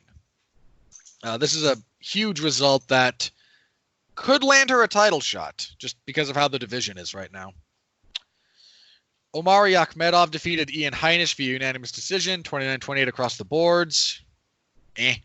Decent fight. Matt Brown defeated Ben Saunders via knockout, ground and pound elbow and punches, 4:55 of the second round. This fight was as advertised. It's 2 long, gnarly dudes who are going to beat the crap out of each other. And Ben Saunders is just not at a point where he should be in the UFC. And Matt Brown is the immortal Matt freaking Brown. Then on Fight Pass, Chase Hooper defeated Daniel Tamer via TKO, 4:34 of the first round. Daniel Tamer is a jobber at this point. And Chase Hooper is 20 years old. Makes me feel like a freaking dinosaur. And I'm not old. I'm 34. Brandon Moreno defeated Kai Kara France via unanimous decision to 29-28 when 30-27. 30-27 from Moreno is incorrect. Moreno did not win that first round. At a catchweight fight, because Jessica I missed weight by 5 pounds. And that's 5 pounds over 126. She weighed 131 for this fight. She defeated Viviane Araujo via unanimous decision, 29-28 across the boards. I will say this, Jessica I had moved her camp from, she used to be at the Stipe Miocic's team, Strong Style in Ohio. She is now training out of Las Vegas, Nevada. And they seem to have done her some good. She didn't do a lot of the really stupid stuff that she normally does. And, I mean, the fight was still only borderline watchable, but she didn't make some of the same stupid decisions. Like, hey, I'm going to blitz forward with my head straight up and my eyes closed and just kind of throwing arm punches. She did that a lot. Wasn't a lot of that this fight. So, she's making some of the adjustments that you need to make. And then kicking everything off, Punahele Soriano defeated Oscar Pijota via knockout in the first round, 3:17. If you're not going to move your head off the center line, it's going to get hit. And Oscar Pijota did not move his head off the center line, and Soriano hit him repeatedly. It's kind of how that went.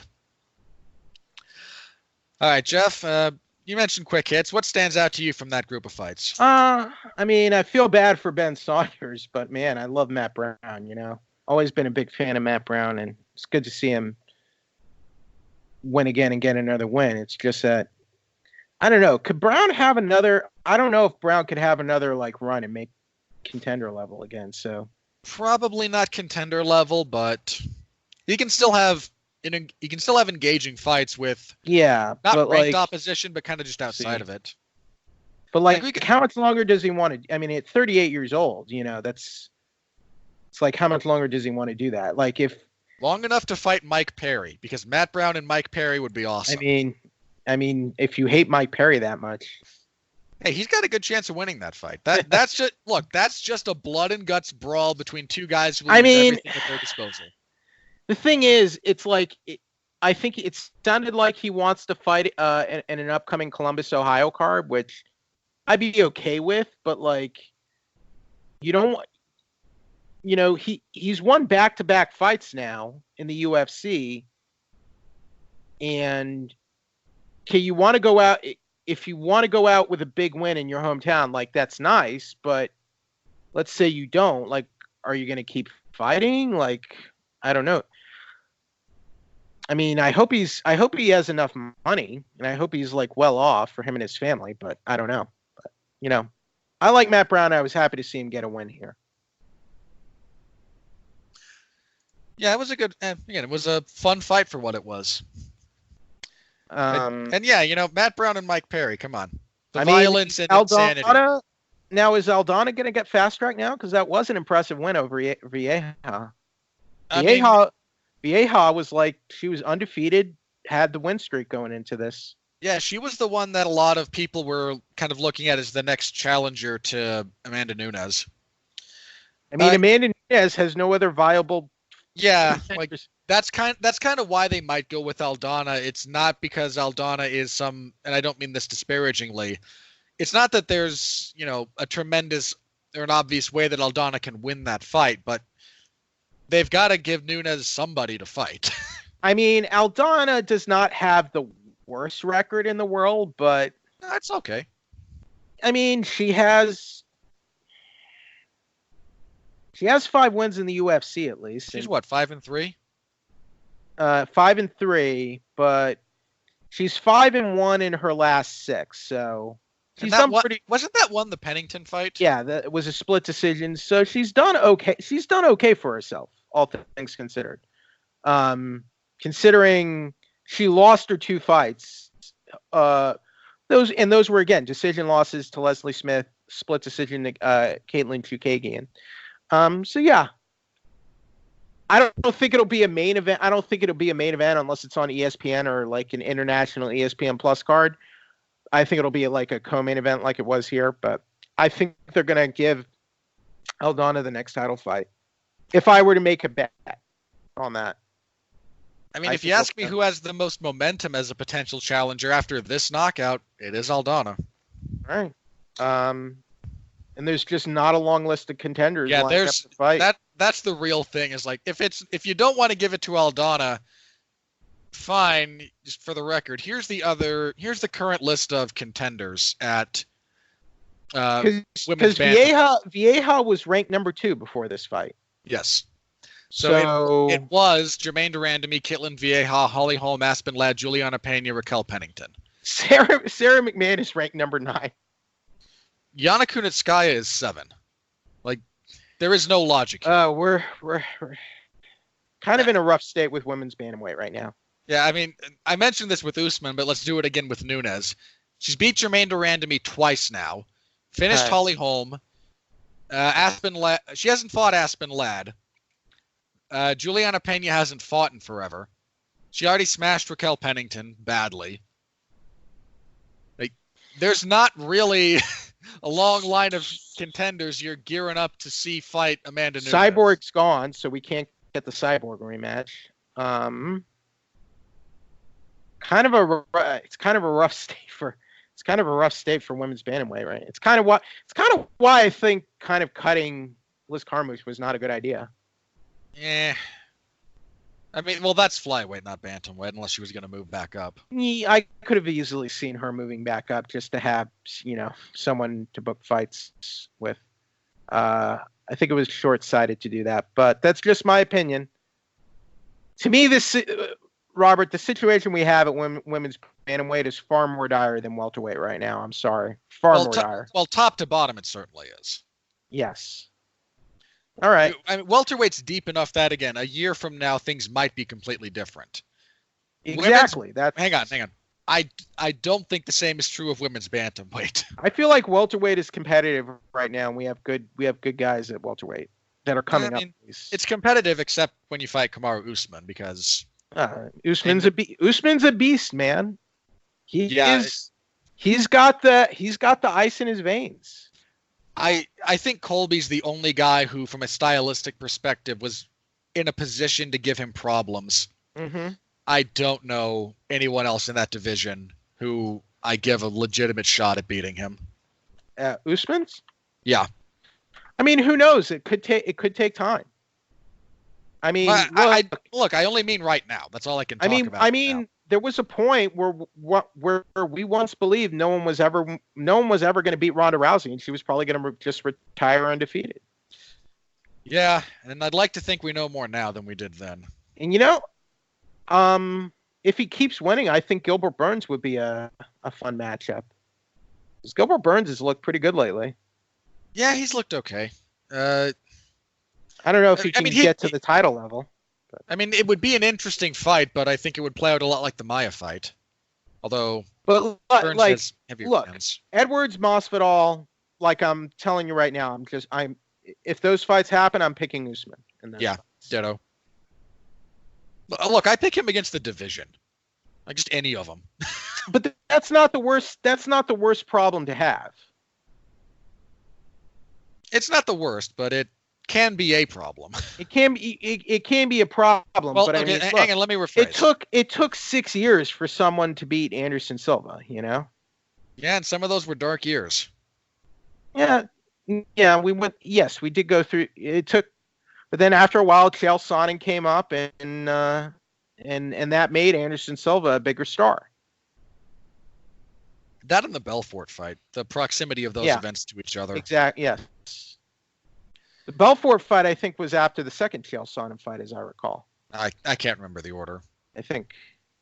And then he lost the fight. And then when did he lose the fight to Weidman? After he went up to light heavyweight and beat Stephan Bonner. So that was in 2014 then? I don't remember the year. Trying to remember when he lost the belt. He lost the belt in 2013. The Bonner fight was in 2012. So, God, we're old. So then, the Belfort fight. Excuse me. That was I don't know why I thought that was 2013.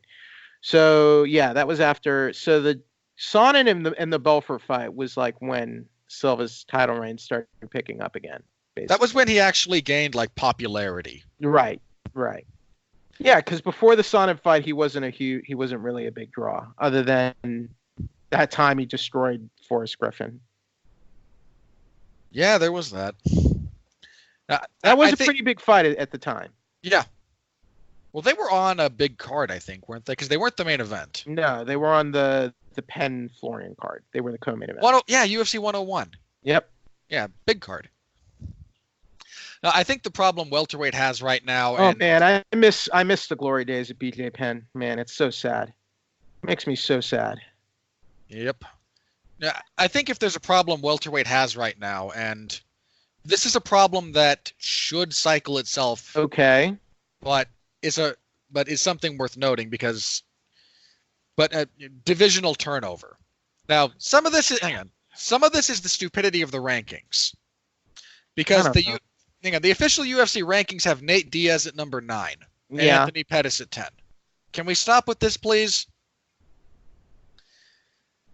Because all right. My problem with these statements is that, like, I thought Holloway was going to hold on to the belt longer. I thought he held on to it for a long time. Yeah, but I thought he was going to beat Volkanovski. So my point. sometimes the underdogs win. Did you think Renan Barão was going to lose to Dillashaw? No, but I probably should have. All right. That's one of those that I think if I could go back and talk to past me. Okay. We think Usman should win these fights. That doesn't mean he will, though. No, crazier things have happened. That's my point. That's my point. But if this is a sport. This is a sport that thrives on upsets. And look at Andy Ruiz. I mean, I wish I couldn't, but he takes up, but he's an eclipse. Okay, body shaming. He came in 15 pounds heavier for the rematch. All right, but he still walked. I didn't make fun of him in the first fight. Would you have expected him to even sniff Anthony Joshua in that first fight? If Anthony Joshua were sober, he would have won. All right, well, that's the point. The point is that we can't always predict when these crazy outcomes are going to happen, and they do happen frequently. No, they don't happen frequently. They happen infrequently in combat sports. They do, yeah, they happen, and they happen enough that you have to respect it. But the fact that they are up, but the fact that they happen as infrequently as they do is what makes them. And so I would say Masvidal is good enough that he would have more than a puncher's chance. You have to respect Masvidal enough that he'd have more than a puncher's chance against Usman, I would say. Yeah. Look, this is a very broad statement about Jorge Masvidal, but I mean it in all seriousness. There's nothing he does badly in the context of MMA. Right. So, I mean, my point is, do I favor Usman in those matchups? Yes, but, nothing is guaranteed. That's my point. Except that Tony Ferguson and Khabib Nurmagomedov will fall through again. So, no, I've just made my peace with it. Don't break my heart, Robert. You're gonna kill me. Look, I want that fight to happen. I've said for like 4 years that's the best fight you can make in the entire sport. I want it to happen. All right. That's also not going to stop me from making jokes on occasion about it being like death and taxes is one of those inevitable truths of the universe that fight's not going to take place. All right, then. Anyway, that was UFC 245. So, good card. All things considered, some good finishes, some good fights. Not my card of the year, but a good card. It was kind of top heavy. Top heavy, and then unfortunate pacing kind of got to something. I would just say in the future, never book more than 2 title fights at a pay-per-view. You never need more than 2. If you do go with 3 title fights on a pay-per-view, don't book a 13-fight card. I would agree with that. Like if you're going to make the consideration, okay, we're going to have 3 title fights. I'm not the biggest fan of that, but okay. That means you should only have like a 9-fight card. We don't need all of this. All right. Not for one of those, because those 7-hour broadcasts, man, they are rough. Even when we have great fights. I feel bad for you. It's a long time. Don't feel bad for me. Feel bad for everyone on the East Coast who was up until 2 a.m. I mean, well, let me see here. I mean, I at least live. At least it's 2 a.m. on a Saturday. Going from Saturday to Sunday. I mean, I just don't think you need four Fight Pass prelims and 4 ESPN prelims. I just think that's too much. Yeah, you don't need 13 fights for a total fight card if you're going to have 3 title fights. Yeah, especially it's just not necessary. I would have taken one fight off the main card, honestly.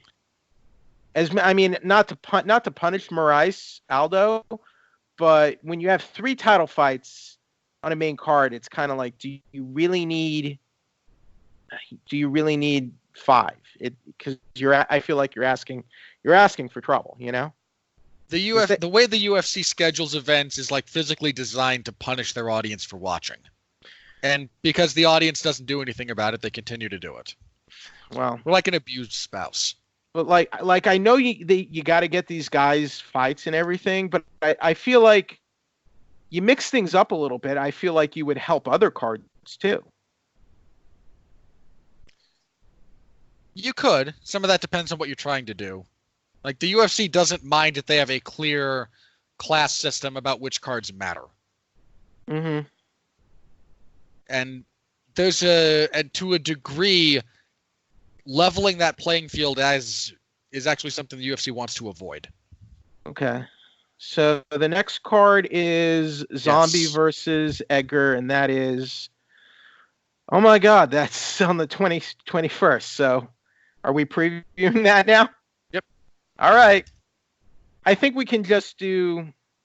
Well, there's two fights I want to bring up specifically, All right. and then the we rest can bring of up this. 2 fights, and then we can just Well, the top 2 fights should be talked about a little. Yes. Main event was supposed to be Chan Sung Jung, more commonly known as the Korean Zombie, against Brian Ortega, which is a really solid fight on paper. It's 2 featherweights, 2 guys kind of on the up, kind of on the come up. It would have been Edgar's return. Ortega trying, not Ortega. Yeah. trying to. This would be his first fight since the Holloway loss. So basically, Ortega is not even fighting this year. He's taking 2019 off. It wound up playing out that way.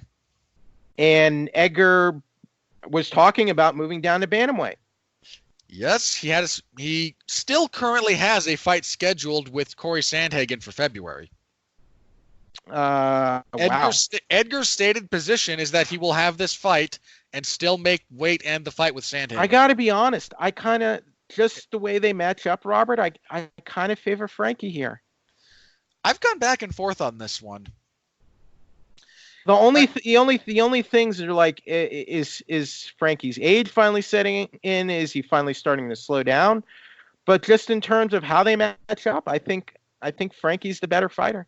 I'm sorry. Well, Frankie certainly is the more decorated fighter. I think what is going to cause I think he's a better wrestler. He's a better takedown artist. That's not the same thing. He's most definitely a better wrestler. I'm sorry. He's a better. Because, I mean, look at their wrestling. I mean, does Korean Zombie have a wrestling career to speak of, an amateur wrestling background? No. From South Korea. Where did he wrestle? Yeah, but, like, did he wrestle? Do I have to explain the differences in academic systems between South Korea and the United States? How well do you think South Korea's wrestling is against the United States? Seriously. Depends. Are we talking women or men? Men. Also depends a little bit on the weight class. Well, Frankie wrestled Division I in college, didn't he? I believe so. That's what I recall. I don't know how good he was, but it's definitely. You have to agree it's helped him in his overall MMA career, his wrestling background. And if we were talking about pure mat wrestling in an amateur sense, I would agree. But I think if we're talking about MMA wrestling, it's not as clear to me that Frankie is head and shoulders above. I feel like he's overall a better striker and boxer than Korean Zombie. He works in greater volume, but he doesn't have the power that Zombie and he has a better resume than Zombie too. He has a better resume. He's the more decorated fighter. Zombie got knocked out by Yair Rodriguez. Yep. So courtesy of his own stupidity in a fight he should have won. So, I mean, I like Korean Zombie. He is a fun fighter. I'm glad to see him back in the UFC. But I mean, the best win of his career was Dustin Poirier, and that fight happened over 7.5 years ago at this point. That was the single best win of his career. I think that's only true in retrospect. He lost his title fight to Jose Aldo. Sure. Came back, had some years off because he was in the military. Yeah. Came back, beat Dennis Bermudez. Knocked him out. And look, Dennis Bermudez I think you would at least agree he's a tough, that's a solid win. He's a tough opponent. Yeah. Bermudez didn't amount to being a huge star, but Bermudez was consistently a tough challenge and a tough opponent throughout his career, correct? And he was a tough out. All right. Fights again a year and a half later. Loses to Yair Rodriguez by knockout. Then beats Hanato Muikano. And after that fight, Muikana was coming off a loss to Aldo. So, I would still say Frankie is the better fighter right now. There's a couple of reasons I've gone back and forth on Frankie this. destroyed Yair. And what again? Dominated Jeremy Stevens. Did not dominate Jeremy Stevens. He won that fight. He won the fight. Not disputing who won. Okay. Let's see.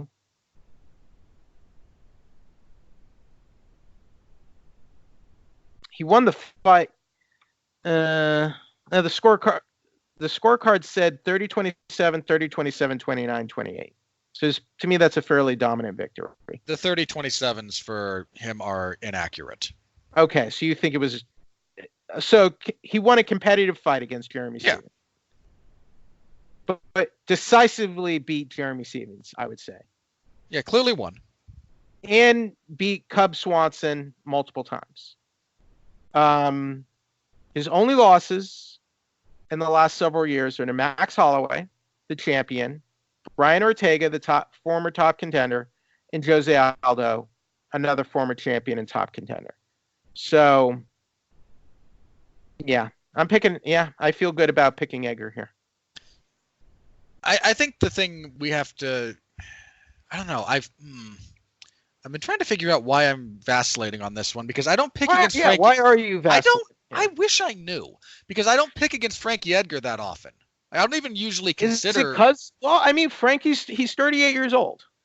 That's part of it. You never know when age suddenly catches up on fighters. Some fighters, it looks like they are, but then they come back and they still look good. Like you think it was almost going to happen with Jose Aldo after those two fights with Holloway, and then he came back and he continued looking good at featherweight and knocked off some top contenders. Just never know. You never know when because father time does no jobs, as Jim Ross says. I'm not sure why some of this is just how Zombie has fought recently. Like, even if Frankie wins, I think he's in for a rough night. To me, Zombie is too inconsistent, and he has not fought on a regular basis enough.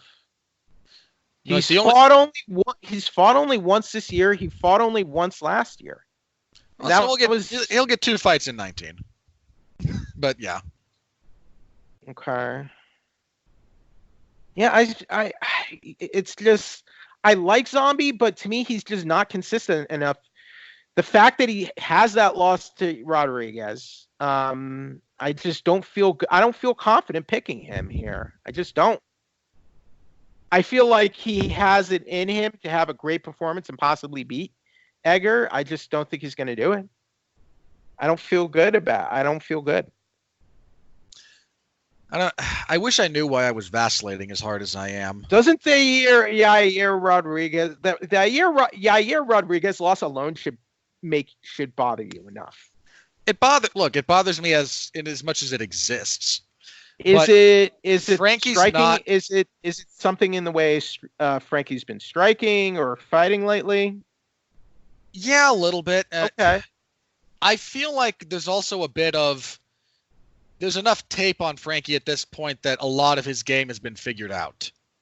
Because even in wins, he's not.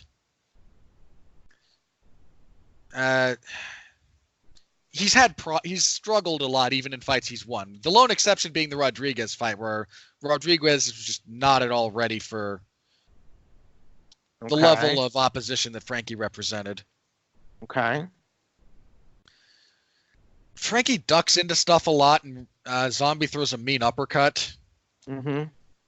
Frankie leaves his neck out on takedown attempts. All right.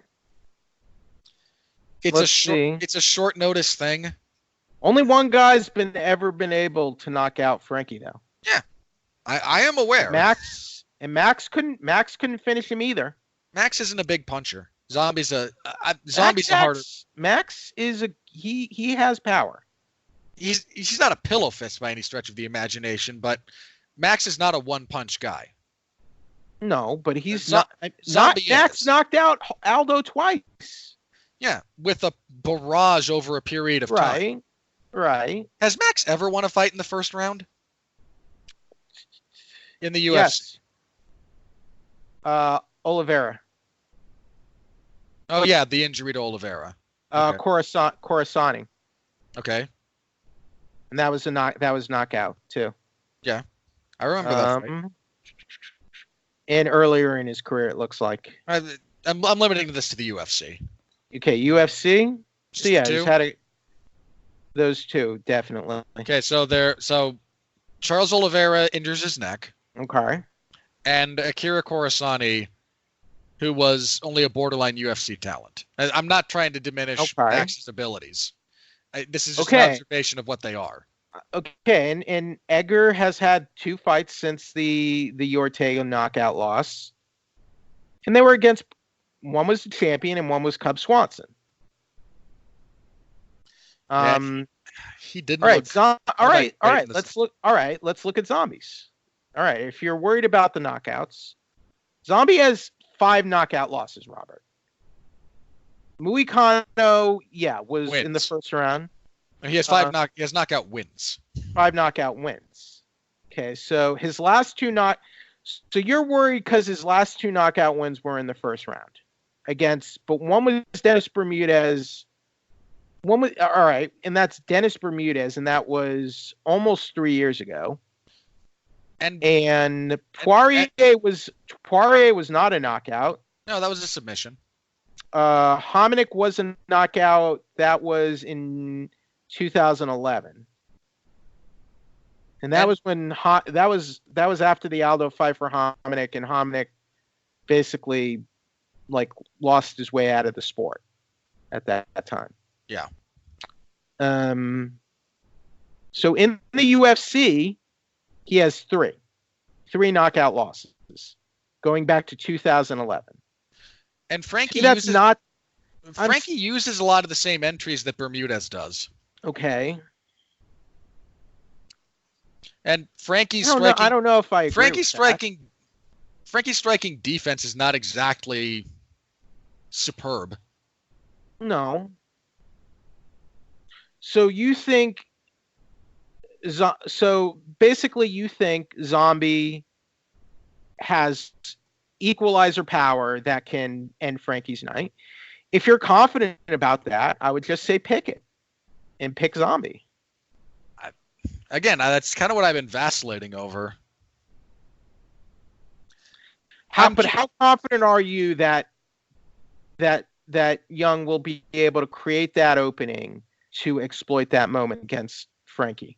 I don't know. Some of that's going to depend on how Frankie wants to fight this fight. Frankie, and I think historically, Frankie is a very smart technical fighter for the most part. In a lot of ways, yes. Not always. One of the big problems that Frankie's been running into recently, and this really reared its head in the Holloway fight. He was a top-ranked fighter in 2 weight classes. I'm not disputing the man's general. And a champion. I'm not disputing his legacy or general abilities. I'm vacillating over the matchup in particular. I just don't see anything in even against a 38-year-old Frankie. I don't. Young has made too many mistakes in his past to make me confident and say, I'm putting it down. Young is going to win. I just can't. I can't do it. I can't bring myself to do it. So I'm picking Frankie by decision. Frankie better hope this doesn't go the distance. Not because he can't win, but because he can't win. The longer it goes, I would favor Frankie. The longer it goes, the more I favor Frankie to win the fight. But there's a counter bit of reality to that. Okay. Look at what happens to people apart from Jose Aldo who fight Zombie over long periods of time. They win. They take damage. They win. Yeah, but Yair Rodriguez, Jose Aldo. Okay, look what happened to Rodriguez. He was in the hospital. Jung came back and fought. Jung was ready to fight before the man who knocked him out. That's the kind of damage he puts on you. Rodriguez won, though. Sure. And again, when I say the longer it goes, the more Frankie shouldn't be happy about that. It's not that I think it diminishes his chances of winning. It just continues to increase his chances of absorbing significant damage. Well, I mean, damage is not. I mean, Frankie is generally good at absorbing damage. So he's a very durable guy. Yeah, hey, he's got a fight in February. Remember? Okay. All right, but like to me, this has nothing to do with his fight in February. We're looking at this match. I mean, I say he's got a fight in February sarcastically. That fight is not happening. Now look, maybe is it the short notice change? Because the last time Frankie took a fight on short notice, it was the Ortega fight, correct? And he lost that. I believe so.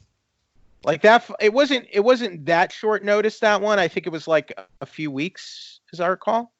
I don't remember exactly. It was. No, Ortega stepped in on short notice, didn't he? That was supposed to be Frankie and Max. Yeah, that's what I mean. But the opponent was changed on short notice, nonetheless. Here he's stepping up to fight someone else. A lot of it's that. Some of it might just be that, Frankie takes a lot of damage, and the Korean Zombie is good about dishing out damage. And yeah, and damage, and we know damage takes its toll after a while, but it's hard to predict when it sets in.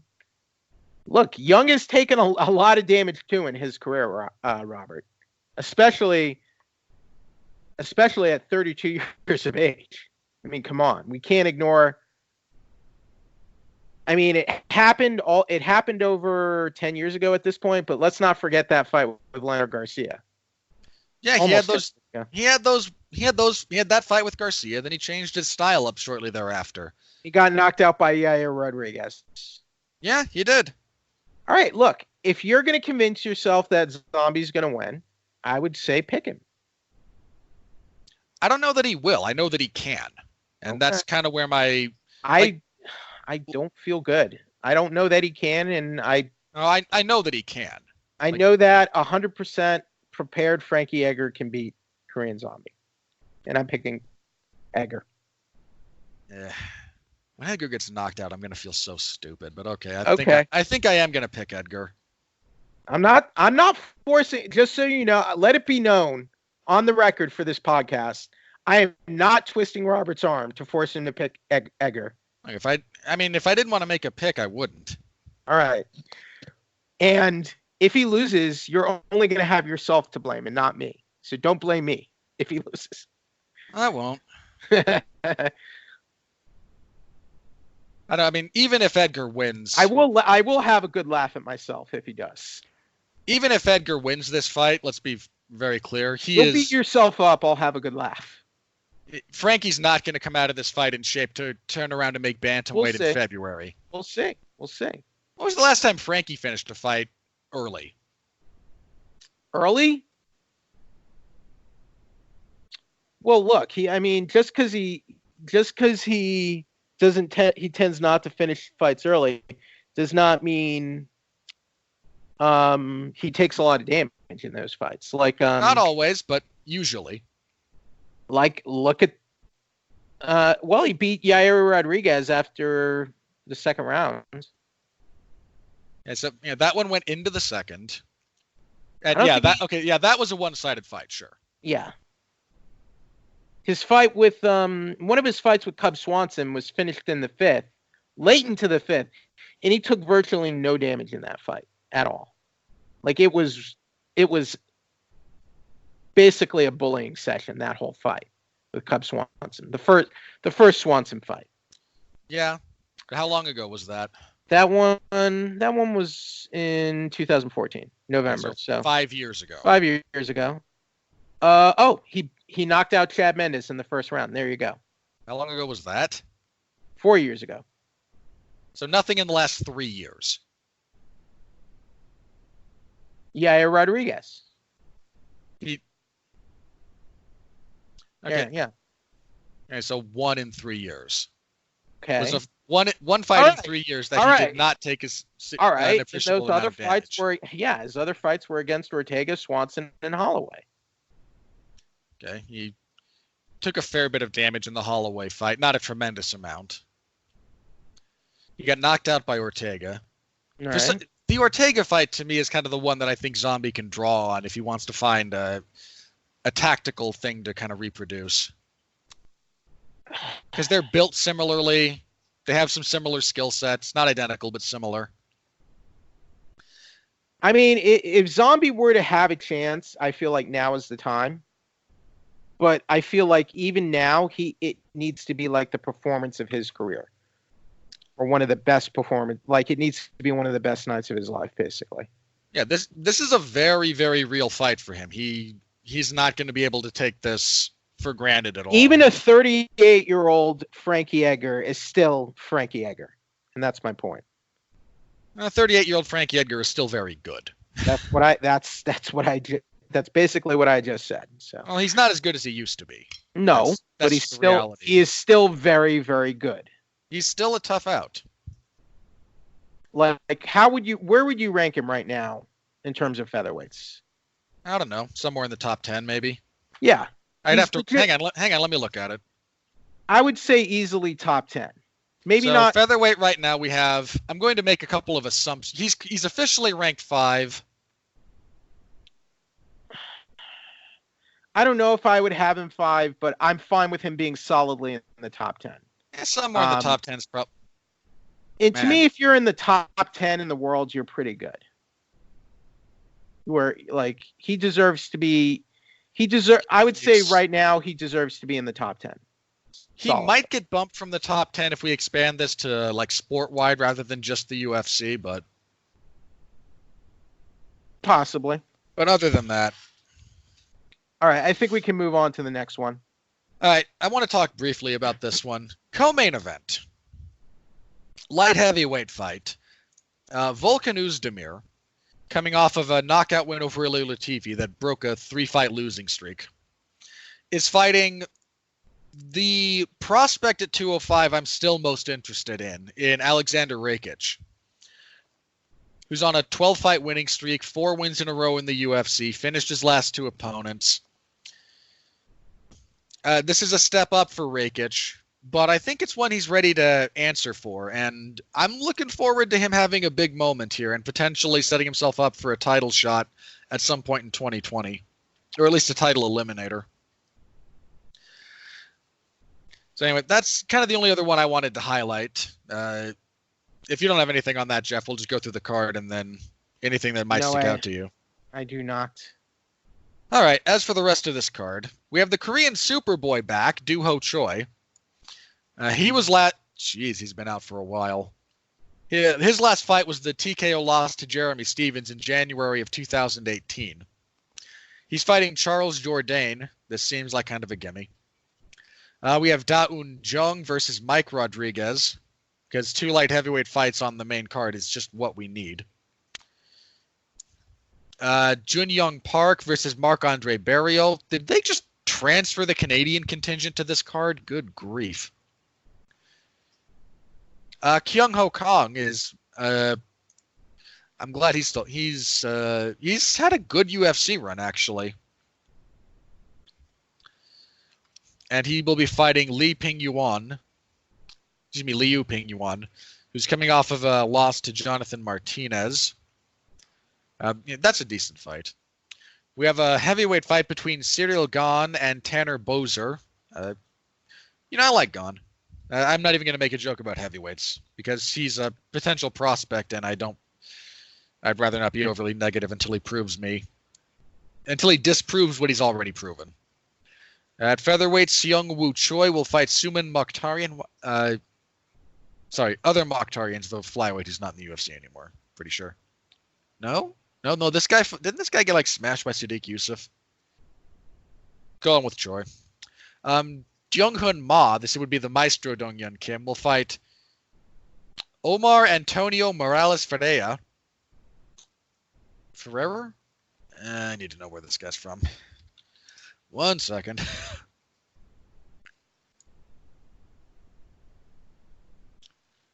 To-do. What's this guy's name again? Okay, fighting Dong Hyun Ma.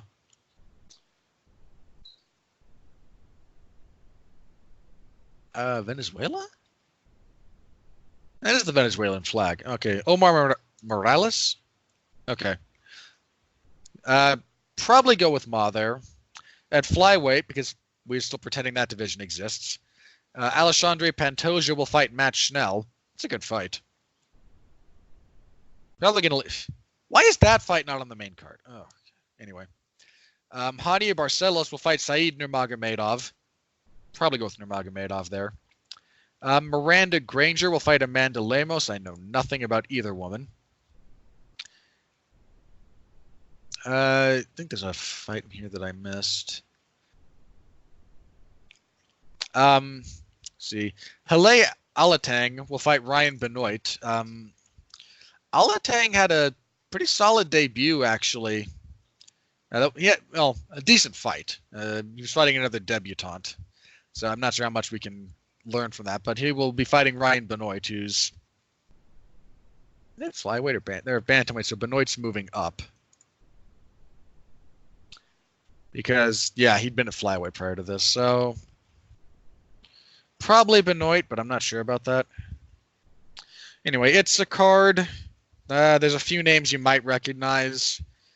All right, Jeff, is there anything on that card that kind of sticks out to you? Nope.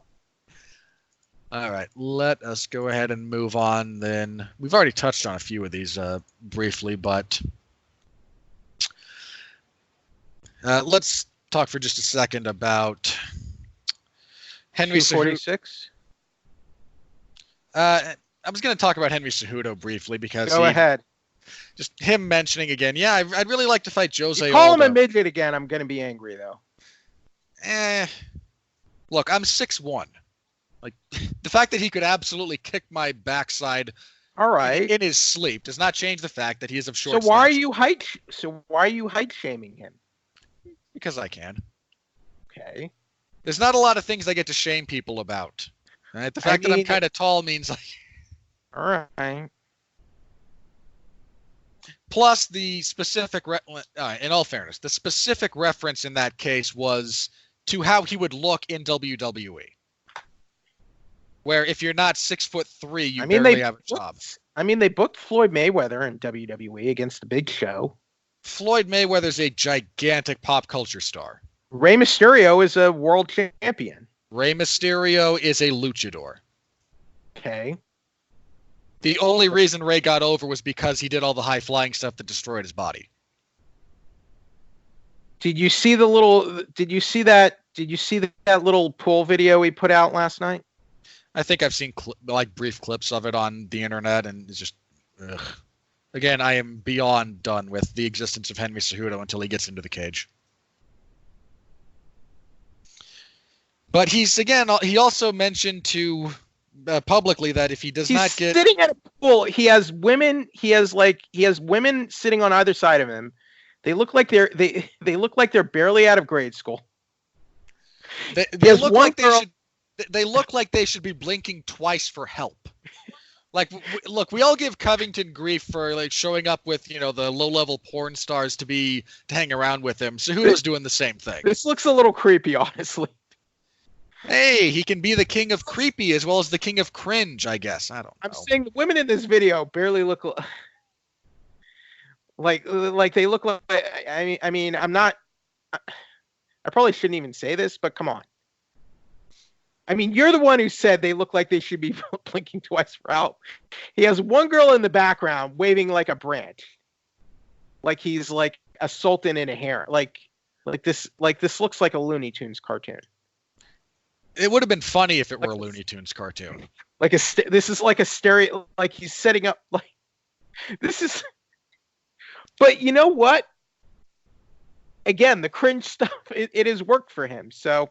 Whatever. And, hey, your individual mileage is going to vary on that. I am beyond over. I'm not saying these I am women. over it. I'm not saying these women are minors, but they look young to me. Is what is my concern. Am I wrong for expressing this? No. Hey, maybe should be investigated for at least labor practices if they're paid actresses. Well, And they're paid, or they better be, because nobody actually wants to spend it might that much just time be with that them. they look young, but I'm like, man, like, what is like, where did he meet these women is what I want to know. I don't know. He put out an ad. Hot girls wanted. Well, I hope he checked their at least I hope he checked their driver's licenses at first. But we know those can be faked. Yeah. So yeah, Cejudo's shtick is just so old to me. So yeah, he's challenging Jose Aldo, and Dana White likes the idea. Yeah, okay, let's talk about this because that's going to dovetail into some of the things I have to say about UFC 246. But I'm just saying, his dispute with the UFC might not be that serious if he's like, "Hey, Dana, let's book this fight." I don't know. It might not be serious, but anyway, about UFC 246, which got fleshed out yesterday with a full fight card. Not an order announced, but they announced a lot of fights for it. It's not a great card on paper. It's leaning very heavily on the star power of Conor McGregor to be a selling point. Because the card this is not about order. This is the fights announced for the card right now. McGregor and Cerrone are the main event. And did you see the poster they put out for this? No. Look it up. It is the laziest thing you could possibly imagine. The posters have not been as good, I feel like, in recent years.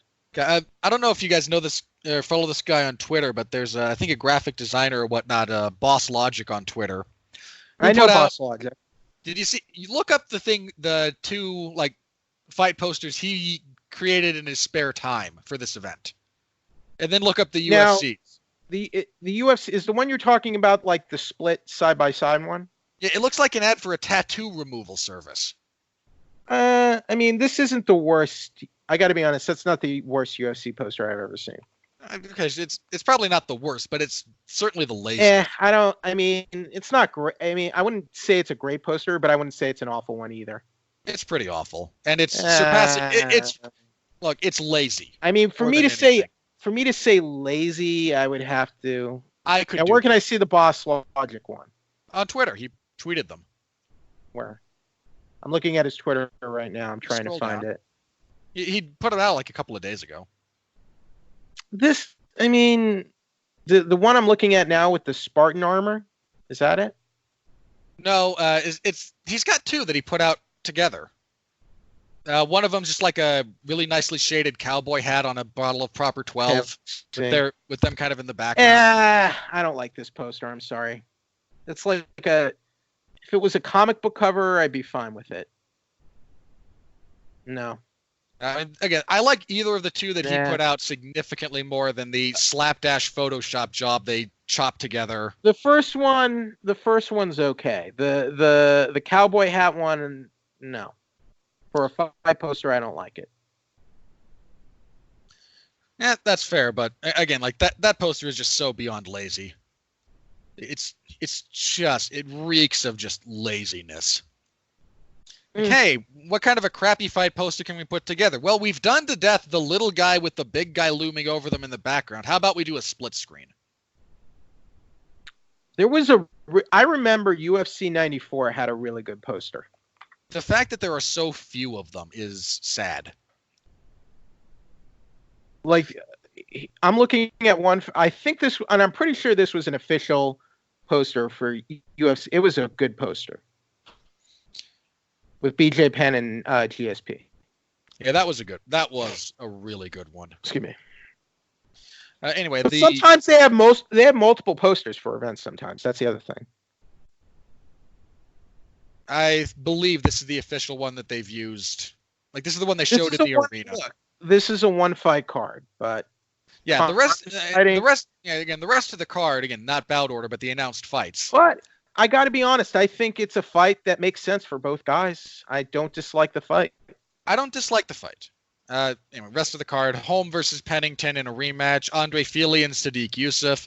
Roxanne Modafferi and Macy Barber, Nasrat Haqparast and Drew Dober, Grant Dawson and Chaz Skelly, Alexei Oleinik and Maurice Green, Anthony Pettis and Carlos Diego Fajea, Tim Elliott and Askar Askarov, Brian Kelleher and Odie Osborne.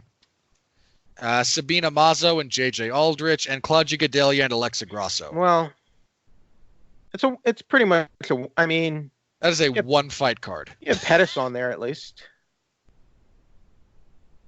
Fahea has, and I mean, look, Fahea has done good lately. And there's a couple of decent fights there. It's not garbage. Fahea had a good year. He did. I mean, it's not garbage, but that is a one-fight card. Fahea had kind of slowed down after a little bit, but ever since he came back, he's been looking very good. Yeah, and Feely and Yusuf has some potential to be a barn burner. Feely's too inconsistent. Sure, but Sadiq Yusuf is a power puncher who gets people out of there. Right. I'm not saying great fight or a fight that will be relevant for the top of the division, right. But they could have a barn. There's some potential there with how they match up. I think there are a couple good fights. Like, honestly, I would put Pettis versus Fahea in the co-main event spot, probably. I'd agree with that. But if anything happens, mainly on the name value of Pettis, though. Yeah, it's not like he's had a great last year or so. No, he hasn't. But if anything happens to that main event, and let me be clear, I like that. I'm okay with that fight. It's the right fight to make for both guys. I like Claudia Gadelha. So looking a little deeper, I mean, it's not like that exciting of a lineup, but there are some fighters I like on here. Yeah, it's not a trash card. It's just a one-fight card. Yeah, it's very top heavy. Extremely top heavy. A single point of failure. You'd think they'd have learned. But you know what? I think we need to have more non-title main event pay-per-view cards again, to be frank. I'm okay with that too. Because I feel like UFC got too obstinate about that rule in recent years. Yeah, they did. To the point where they were fabricating interim titles. Yeah, exactly. It was to their detriment. They were sticking to that rule. That made no sense. They actively devalued being a UFC champion for a good 18 months. More than that, I think. So, what is your issue here, though? The fact that Dana White has publicly stated Conor McGregor will fight. They're going to try to make him and Khabib again if he beats Cerrone. Oh. I mean, this is the height of stupidity. I mean, Robert, here's what I would say. To me, I can kind of accept that concession because they didn't book the immediate rematch. They couldn't book the immediate rematch with the legal trouble. They could have. No, Conor couldn't even fight for there were just too many. Khabib was suspended for a year. I said both of them. They both did enough stupid stuff that prevented an immediate rematch. But that they wanted to. And yet they are both fighting in a very close proximity to each other. They're scheduled in close proximity to each other, at least. Yeah, so I mean, the UFC easily could have arbitrarily forced that stupid ass rematch, and they didn't. So I'm thankful that at least for now we have Ferguson versus Khabib scheduled. I'm going to give the UFC an out here. I'm not. All right. It's Conor McGregor, and you know what? I don't like it. I don't like it, but that's just the reality we're dealing with here. It is a giant FU to everyone else in that division. I mean, everyone else in that division is not Conor McGregor. I'm aware of that, but there's only so much. Conor McGregor talked his way into a fight with Floyd Mayweather, a boxing fight. So I mean, he did. So Conor McGregor can pretty much get himself out of any situation at this point, or into any situation, basically. And I just really don't like it. I mean, I don't like it either. Hang on. Here's an interesting fact for you about this, because the guy they're really kind of screwing over as far as next contender would be Justin Gaethje. Here's a fun. Yeah, I mean, there are a lot of good guys at lightweight they'd be screwing over. Look, lightweight is an incredibly deep division. We've been over It always- ad nauseam. Look, it happened when he fought Alvarez. I didn't like it then either. All right, but The only mitigating Conor factor, McGregor has the power to pretty much book his own fights, basically.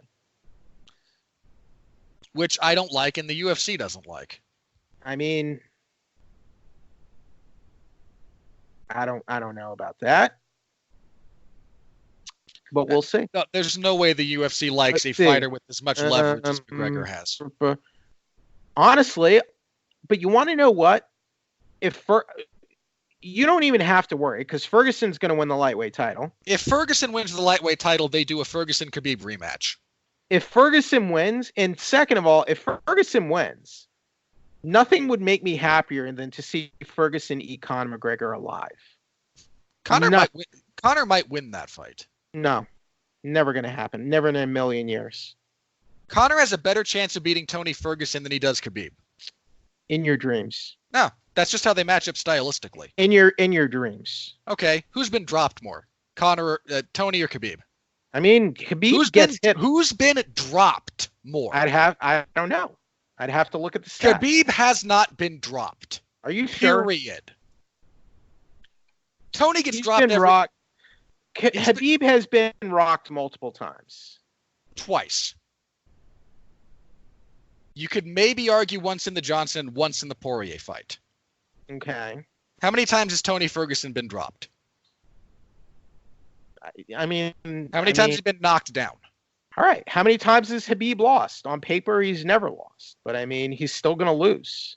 Tony Ferguson gets knocked down every other fight. Okay. Stats don't tell the whole story, Robert. Look, if those two fought, I would pick Tony. I'm just saying, based on how Tony fights, relative to how McGregor fights, that's a more All right. winnable So fight for Conor. I'm saying circumstances being what they are, I want to see Ferguson fight McGregor and destroy him. Look, I want Conor to get hit by a bus tomorrow. It's still not gonna. I'm not gonna go that far, but I feel like this is more within the realm of possibility. So there you go. Look, if Tony beats Khabib, they're gonna do Khabib Tony too. I would. Whatever makes you happy. Look, we have Ramadan. I mean, Ramadan will be right around the corner, and Khabib won't fight during that time. It's unlikely he will, but yeah. So. And Tony Ferguson gets. Man, hey, look, let's not pretend Tony Ferguson is some bastion of stability. When is Khabib Ferguson? What month is that happening? So that's in April. And then when does Ramadan start? I don't know for 2020. Let me look it up. April 23rd through May 23rd. So that pretty much it pretty much means we likely wouldn't see Khabib fight again until probably July, like late July or August at the earliest, or even September. So you'd probably be you'd probably do something later towards fall. Right. So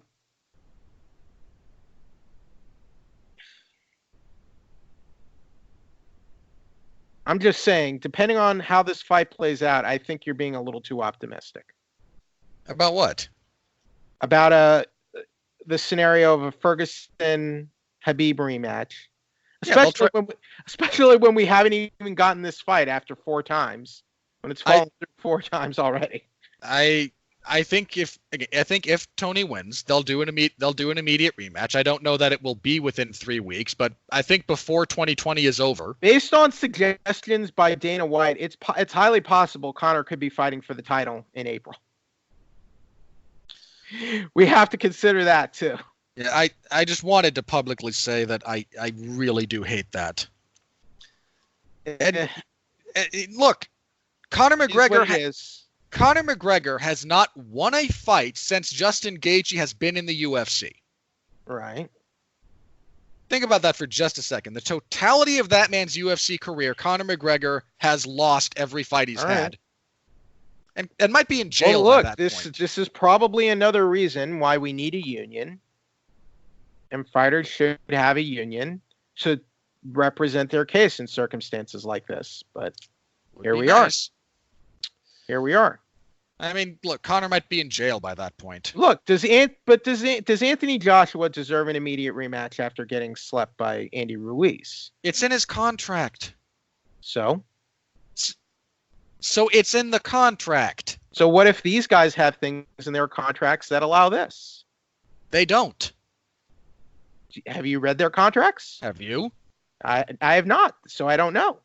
The UFC, look, the reason anytime you beat a big boxing champion, they have written into the contract an immediate rematch clause. Okay. You know that going in. You know that if you beat All them, right. So you have to do it again. All right. So does Justin Gaethje have it written in his contract where if I win 3 fights against top contenders, I'm guaranteed a title shot? No, no one does. So there you go. So what are you upset about? I'm upset that the UFC is so full of shit. All right. I mean,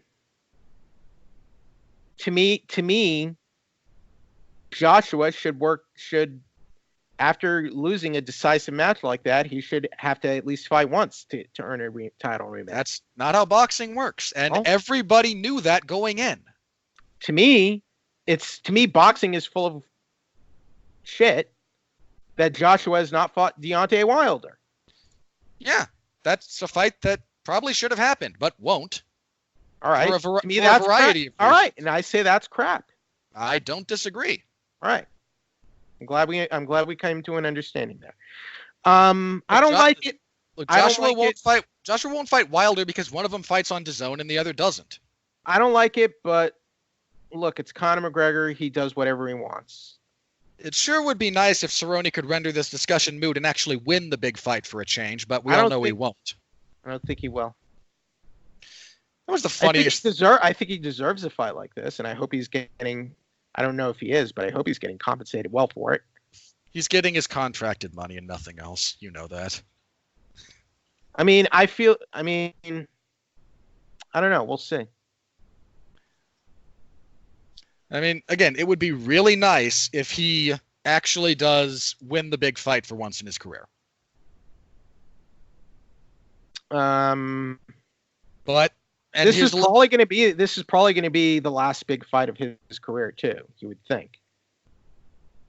That would depend on what he wants to do if he wins. I mean, you have to. This is one of the things about. What do you do? I mean, what do you give him a title shot if he wins? I don't know. He's coming off back-to-back losses over Ferguson and Gaethje at lightweight, and this fight is happening at welterweight. Yep. This is a welterweight fight. That's going to crown a lightweight #1 contender, possibly. Well, I would. Isn't this just a fun ride? It's Conor McGregor. And look, again, I am going to be hoping Cerrone wins. I really am. But here's 3 things that Donald Cerrone has been historically allergic to in a fight. Leg kicks. No, hang on. Here's 3 things that have all individually or collectively consistently bothered Donald Cerrone in a fight. Okay. Physical pressure, mental pressure, and body work. Guess what Conor McGregor does? Mental warfare, physical pressure, a lot of front kicks to the body to wear you down. Okay. Didn't work against Khabib. Well, Khabib's not allergic to pressure, physical or mental warfare, or body work. Mm-hmm. Look, Conor McGregor is not some paragon of fighting virtue. He's beatable. That's been demonstrated multiple times. The question is, how does he match up against Cerrone? I would favor Conor in this matchup, honestly. The answer is a lot of these things favor McGregor. That's just how it lines up on paper. But I think, if Cerrone rises to the occasion, he could win. Here's the other weird thing about this fight. Let's not forget, Cerrone did beat Eddie Alvarez once. That's true. In a very dominant fight at lightweight. Happened 5 years ago, but I mean, I think I favored Eddie in that fight, honestly. And Eddie had a good first round and then faded. Yeah. And Eddie did become champion after that. And then had one of the most like comically inept performances ever against McGregor. So that was he looked so lost in that fight. It was bizarre. But he didn't look like Eddie Alvarez. So. I always thought that was strange. You know, this might sound weird, but this fight and what McGregor wants to do afterwards is going to have an impact on the welterweight title picture. And I say that just possibly because of the following scenario. Yeah. If Conor wins, which he very well might. We have to consider it, yes. If he gets on the mic after and says, I want to fight Jorge Masvidal. Masvidal might like that, you know? Masvidal would love that fight. That is the biggest money fight, and stylistically it favors him. I mean, look, that's the fight Masvidal wants. We have Leon. At least we have Leon Edwards. That is the saddest thing. He needs that. That should be Leon Edwards' next shirt. Well, at least you've got Leon Edwards. Man, you really dislike Leon Edwards, huh? He is a really, really good fighter with no buzz. He's won, 7 fights in a row? He beat Donald Cerrone. He smashed Cerrone. Exactly. He beat Rafael dos Anjos. I'm not talking about his ability as a fighter. All right. You have fights like that sometimes. You do. Amanda, I mean, they didn't promote Amanda at all when she fought Ronda. No, they didn't, despite her being the champion. I mean, she had no buzz going into that fight. So, I mean... she did. She just didn't have buzz relative to Ronda. Darren Ravel said she wasn't marketable at all. Yeah, and he's an idiot. So I mean, in all fairness, say things like that. And look, to this point in his career, Leon Edwards has not been a marketable presence. That's not to say it can't change. I think it took that look. I think it was the same way for Usman for a while. He's still not marketable. I think he's more I think he is infinitely more. He's better now than he was 48 hours ago. I'm not pretending otherwise. I think he's better. I think after the Dos Anjos fight, he got a lot better. I'm sorry. Yeah. No one watched that fight. I know, I covered it. That was a tough finale card. Okay. No one watched it. The fight with Woodley, while it was a one-sided butt kicking, was not a very that didn't draw a lot of interest. Usman is the best welterweight in the world by a fairly wide margin. Right. But that doesn't always translate to star power or drawing potential. Okay. And that's kind of the spot he's in right now. Now, that's not to say he will never get there. I feel like you're being premature. Look, I'm stating the facts as they currently lay before me. Information that comes out will change. I don't know. I think you're being a little too presumptuous. I wouldn't be if we could get. I think the ideal fight right now is Masvidal versus Usman at lightweight. If not that, I think you could go right around and do Edwards versus Usman. But we'll see. I don't know what they're going to do yet. I'm just saying, people forget Leon Edwards is a thing, assuming they even knew he was a thing to begin with. I mean, I'm well aware. Sure, you and I are, but how much of these stuff right, do you and I watch? Look. But sometimes we see title fights like that, you know? Yeah. It happens. I'm not opposed to it. Talis Leitis got a title fight against Anderson Silva. Yes, he did. And you can make an argument that he deserved a title fight. Yeah, well, middleweight was not in a good place at the time. So it sometimes those fights, and I'm going to say sometimes those fights have to happen, Robert. I don't disagree. All right, so I feel like you're being a little bit too defeatist and pessimistic about all this. I have no skin in the game. I can't be defeatist about it. I mean, I don't care. I don't care if no one sees Kamaru. That's just how you. fight. But that's how you come off when you say things like that. Look, Leon Edwards needs a shirt that just says you've still got Edwards, like you've still got Zoidberg. Look, it's not, to me, it's not booking that fight would not be the worst thing to happen to the welterweight division right now. No, it wouldn't. Not at all. It would be it would be the least viewed welterweight title fight in a long time, but it wouldn't be the worst thing for the division. I'm not so sure. After last night, I am not so sure. I'm sorry. Look, if information comes out that proves me contrary, I'm happy to adopt new information. All right, so let's wait. I mean, let's at least all I can do is talk about the information that I have in front of me and acknowledge that it's incomplete. All right, so you don't even know how last night's card did.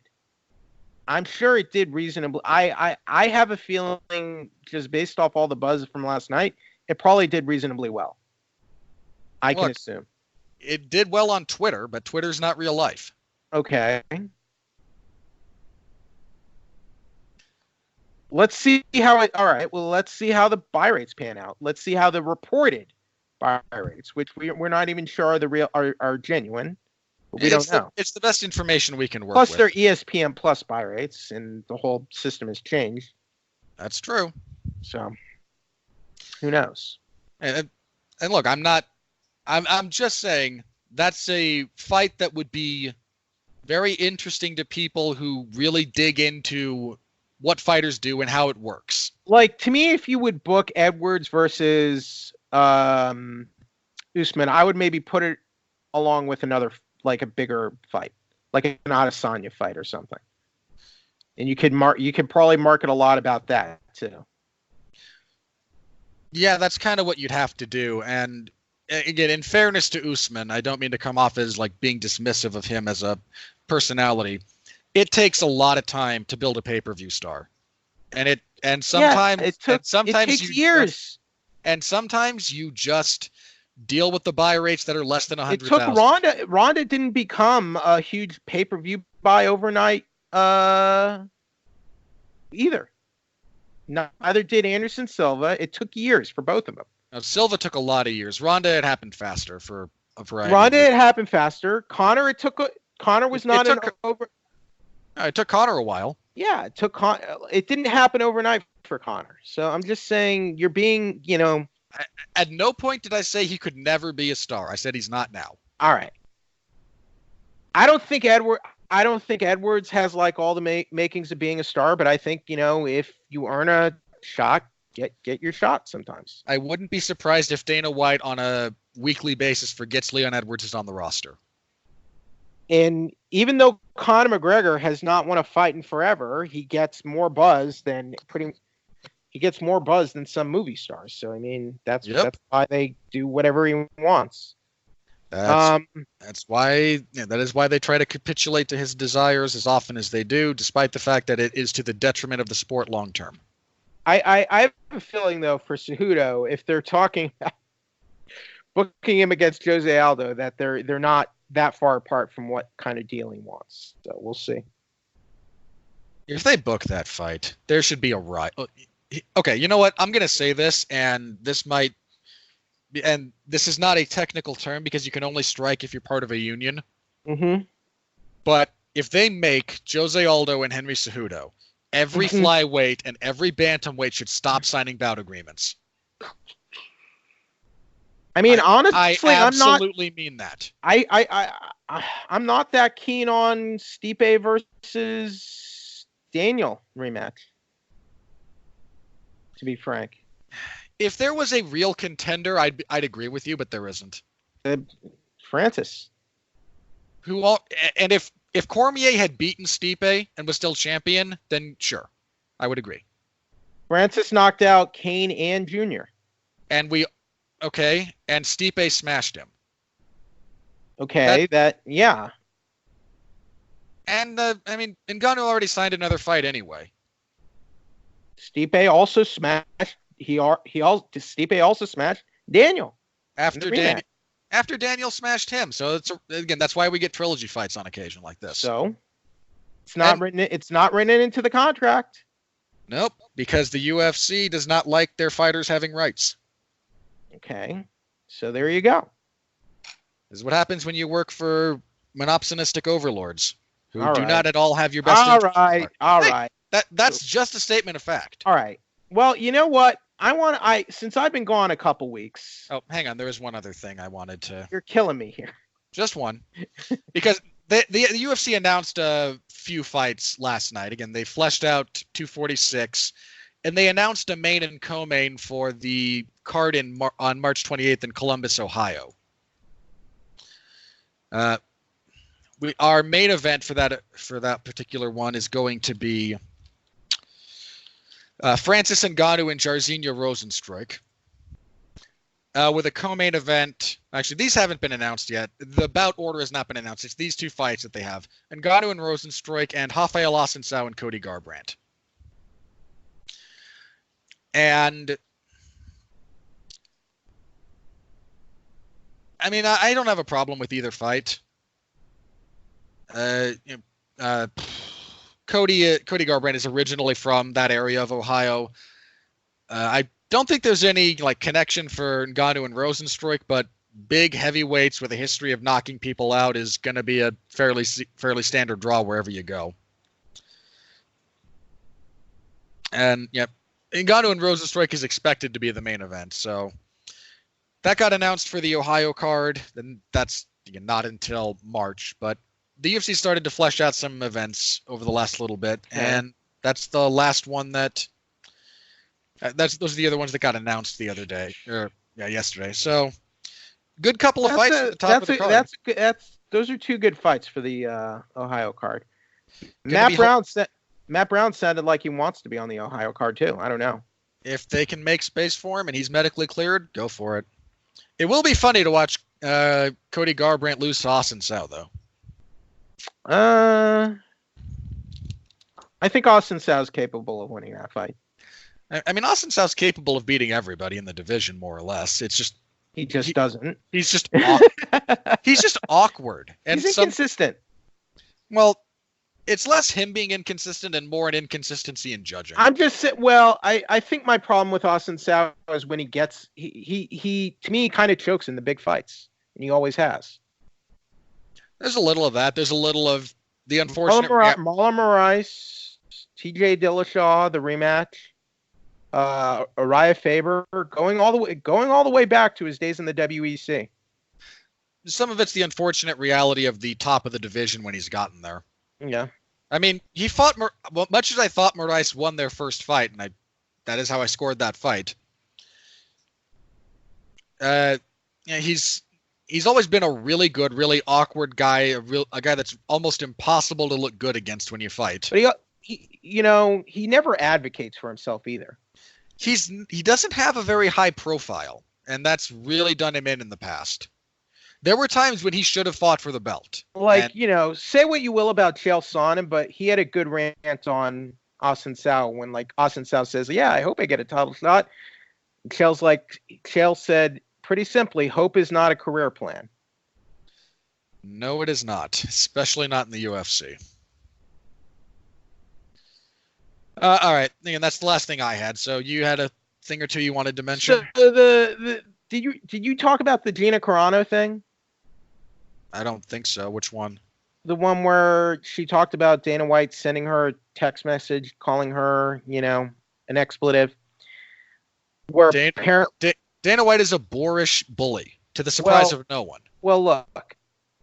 Apparently, Dana White offered her a fight with Ronda Rousey, right? And Dana White, I guess, tried to bully her into that fight and sent her an angry text message. And I'm like, now, obviously, I don't know the full story behind that, and we've only gotten one side of it. I just don't see why that's necessary.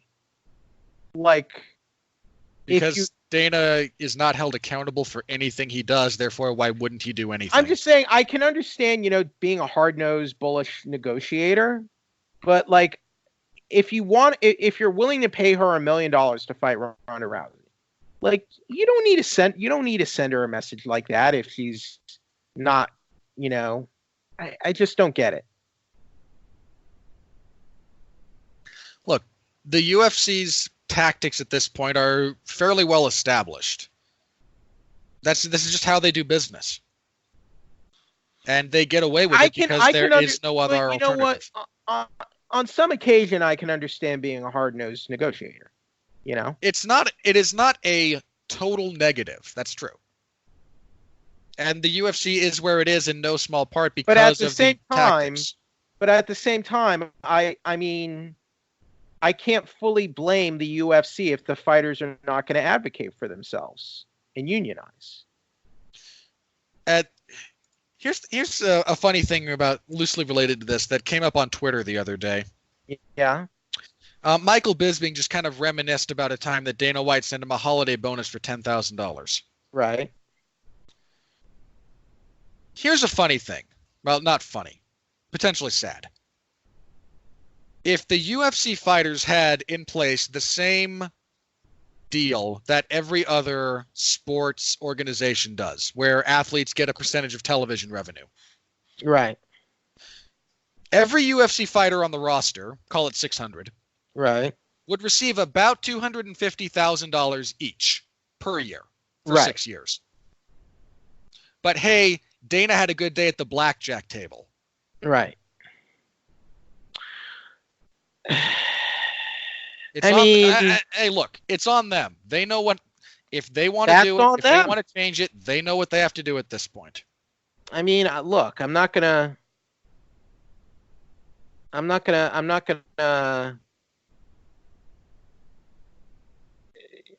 shame Dana White for, gambling and doing well at the blackjack table, Look, if that's how he spends his time, fair play, man. Look, he's an adult. He can gamble if he wants where it's legal. Go for it. And look, I'm not gonna. I mean, Bisping getting like a $10,000 Christmas bonus or whatever. I'm sure Bisping at the height of his career was making much better bonuses. At the height of his career, maybe. Again, this was like years ago. So I can't, again, fighters have to either, they have to advocate for themselves, it's up to them. I can't fully blame the UFC if the fighters are not gonna take up for themselves and take what the UFC gives them. Look, I'm happy to point it out on occasion that, hey, you guys are leaving a bunch of money on the table, but I don't have the energy to really get up in arms over something that does not affect me at all. Well, I mean, you already you just have. So you I'm not up in arms about it. I pointed out reality. You pointed it out. Sure. Okay. You were up a little bit. That's the extent that I'm really going to get up to it at this point. And I think, all right, I'm happy to point it out. Fair. Well, I'm just trying to be pragmatic about it, where there are things I don't like about it, but there are things I can, on some level, I can understand. Yeah. But whatever. It's not all one thing or the other. Daniel says the Miocic fight can't happen until June. Okay. We have to wait a year, basically a year, for that fight to happen. That annoys me. 6 months. Ortiz. And look, if are they holding up the division? If Ngannou's got another fight. So he's not available to fight. Who's the contender if not him? If it's not him, who is it? To me, it was Ngannou at the time. Okay, Ngannou is not available. Who is it? It was Ngannou. It should have been Ngannou. He's not available. Because they signed already a fight. All right, because we know they were going to book Cormier versus Stipe. That's the fight we're waiting for now. Okay, pretend he suffered a knee injury then. If it's not him, who is it? He's not available. Pick your reasoning. Curtis Blades. He's got a fight, doesn't he? He's fighting Junior in January. So the winner of, ideally, it probably would be the winner of that fight. Okay. And when would that fight be scheduled for? Sooner than June. It would probably July. It would probably be about June. Preferably. Look, the reality is that fight wouldn't happen until June anyway. We're not missing anything. I feel like we are. I feel like in March we should be getting Stipe versus Francis, is what we should be getting. That's my feeling on the matter. You really want to see that rematch? Yeah. Why?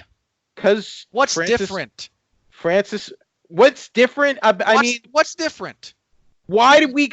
I mean, Robert, No. Sell me the rematch on something other than divisional turnover when we have an alternative. Cormier versus Stipe 2. What about it? We got that rematch. Yeah, and now we're getting Cormier versus Stipe 3. So there you go. That's not a counterpoint to my argument. It is. That's my counterpoint. That's not a counterpoint. That doesn't even address the underlying concern. Francis has earned a rematch. In a perfect world, he's probably close.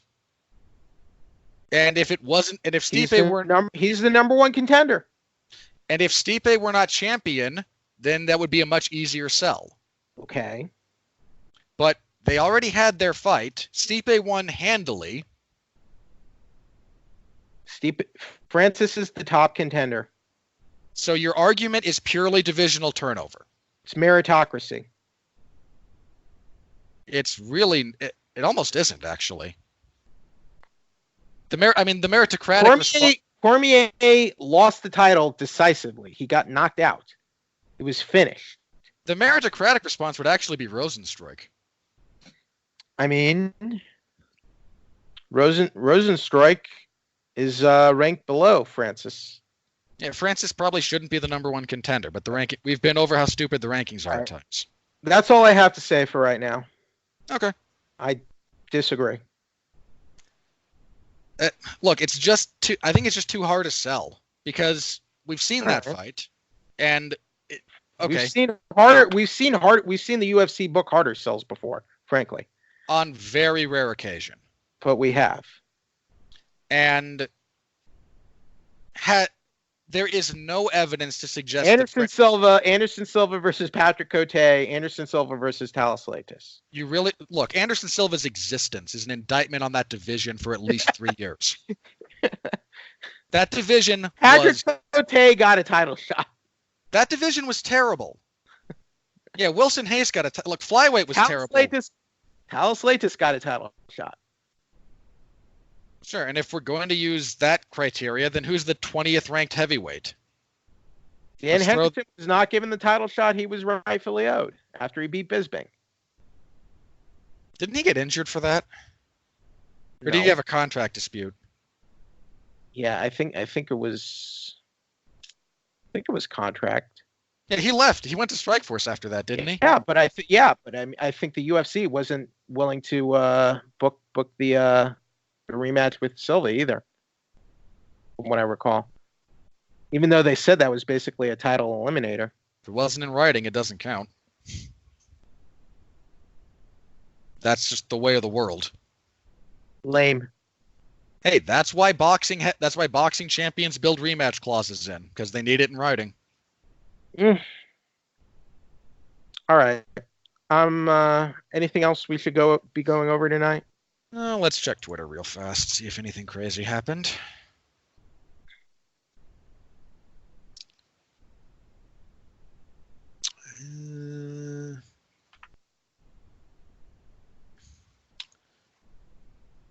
I don't think any news has broken while we've been recording this, so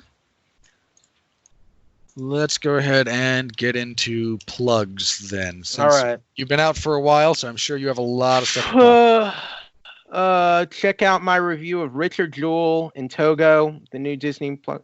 Togo wasn't bad, actually, for a Disney Plus original.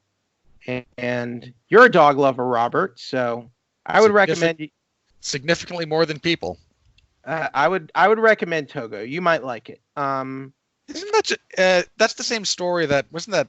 Oh, Wasn't there that animated movie that was based around that same story? It's yes, wildly Same yes.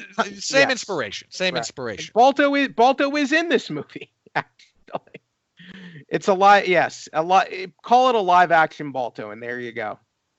I saw a trailer for it, and I thought that the plot line sounded familiar. So yeah, it's that basically the same. It's the same run, but it's arguably the true story, and I say arguably because I'm sure this movie makes its own embellishments of what actually happened. Every retelling of a true story does. It's somewhat inevitable. Just like the other movie, Richard Jewell, Clint Eastwood's latest. I would say this movie was far better than the Sully movie, which was just what they did to the transportation board in that movie was just laughable. And they just fabricated this whole witch hunt against Sullenberger that never is documented, never happened. Like they never went after Sully and tried to take his license away, as far as I know. I mean, the NTSB is not a competent enough organization to organize a witch hunt. Right. So, but they narratively portrayed that, and we know a lot of biopics will do that, but the way Eastwood did it, I just thought it put a bad taste in my mouth. This movie, I think it was better done, and like just for example, the FBI did things to Richard Jewell that were highly immoral. I would say. It does not paint FBI in the best light, but I feel like the way they're depicted in this movie is accurate. To a lesser extent, I think the depiction of the reporter Kathy Scruggs by Olivia Wilde is probably not so accurate. And it's been well documented, so I won't get into it, but I think it had some good performances. It was the fact that Eastwood's still directing and he's almost 90 years old, it's impressive, but this movie was mainly good for its acting performances, not so much for its storytelling. This week, I'm seeing Star Wars on Tuesday night, so I will have an early review of that. I will have my exclusive coverage up for The Witcher starting so midnight on Friday. So once the clock turns midnight on Thursday, you will be able to check out The Witcher coverage live on the site. And midnight in which time zone? Pacific time zone. Okay. So if you're on the East Coast, that means 3 a.m. You'll be able to see it. So, but it'll be up later this Friday. So please be on the lookout for that. And I'll have my reviews of the last 3 episodes of The Mandalorian. I like to just do them 3 and 3 so far, just because I have so much I have to work on right now. That's the only way I can review Mandalorian. So, have you seen any Mandalorian yet? I have not. I think it's a great show. I love it so far. I think it's the best thing to come out of Star Wars since the original trilogy. The original trilogy is not all that good. That is a low bar to clear. Wow. Just some dark thoughts, Robert. Some dark. I have never in my life been a Star Wars fan. All right. Such is my reality. All right. You don't like a lot of Marvel films either, though, right? I'm trying to remember their average with me because I calculated it out once. They're batting over 500 as it relates to me. It's somewhere in the neighborhood of like 720. Okay. I have liked significantly more of the Marvel movies than I have disliked. Okay. And there's a handful that there's like 1 or 2 that just I feel like to me, The Winter Soldier is an exceptional, high level movie. I would say. I would agree. Infinity War, Endgame are very good movies. Like the Russo brothers, I think, the Russo brothers did the best ones. Thor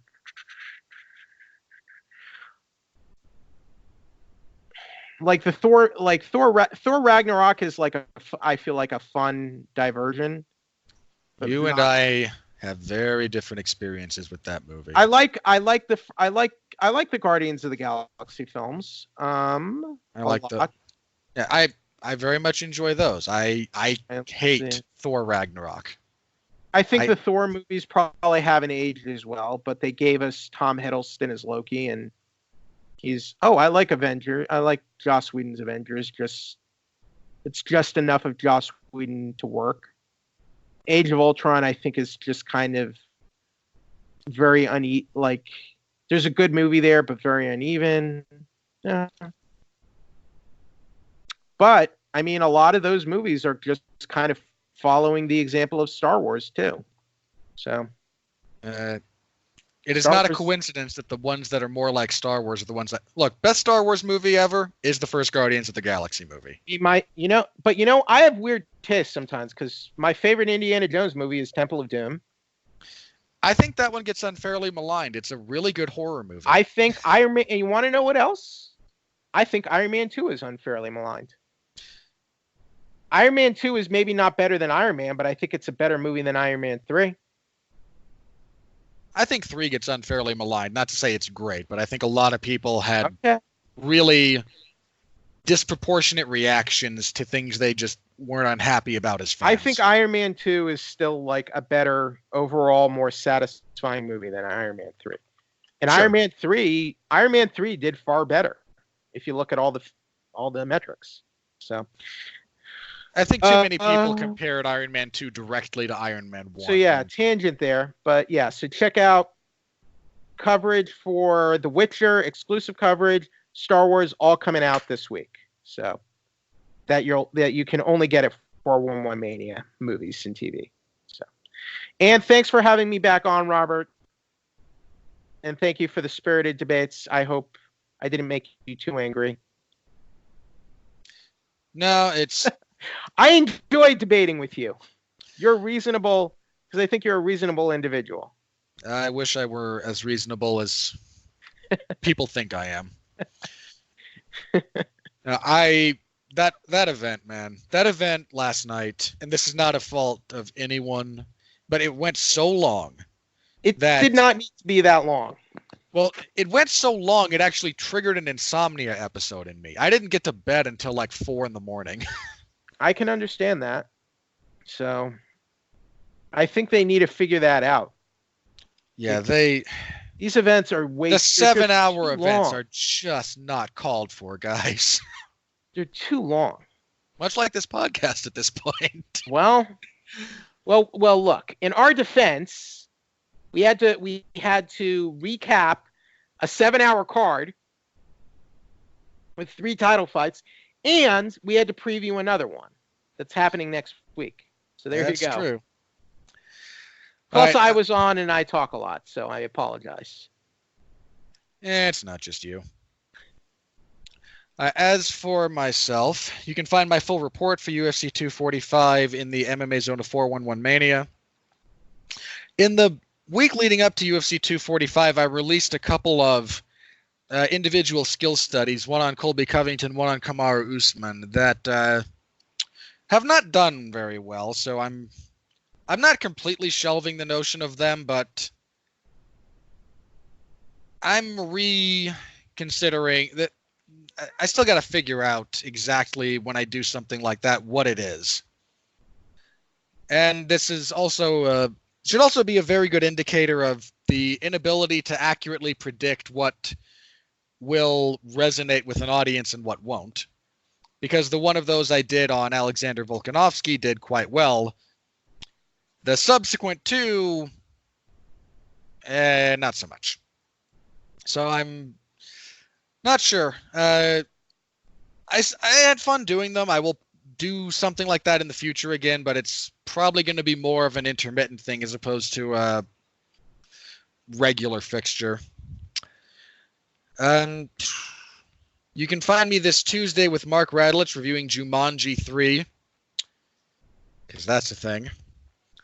Mark and I did some like watch along commentary for UFC 245, which you can find over in the Radulich and Broadcasting Network. You can listen to me talk while I type.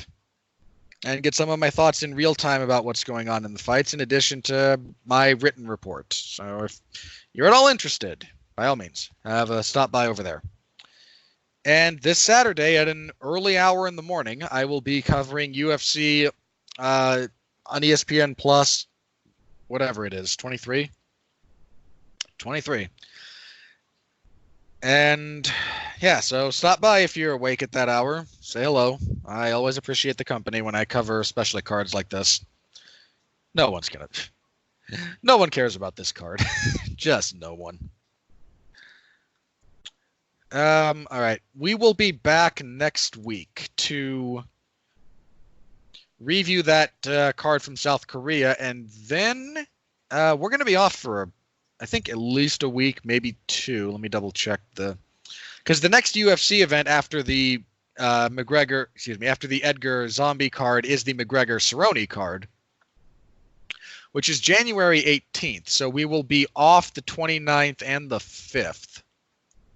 And we will be back on the 12th of January in 2020 to preview that card. So you're going to get a little bit of a break from us unless crazy stuff happens. I might try to find something to do to release over the course of at some point over those weeks. I don't know what it'll be. Might be another skill study thing. I'll try to find something so you're not completely bereft of content. Not that you're bereft of content on the internet. There's more than you will ever be able to see as a human being. So we'll be back next week. Thank you all so very much for listening. It is always appreciated that you guys choose this particular bit of podcast to supplement your MMA viewing experience. Lord knows there's a lot of them, and we're grateful that you choose us to be part of that, part of your, again, experience as a fan. We'll see you next week. Stay safe out there, and please continue to be well, be safe, and behave.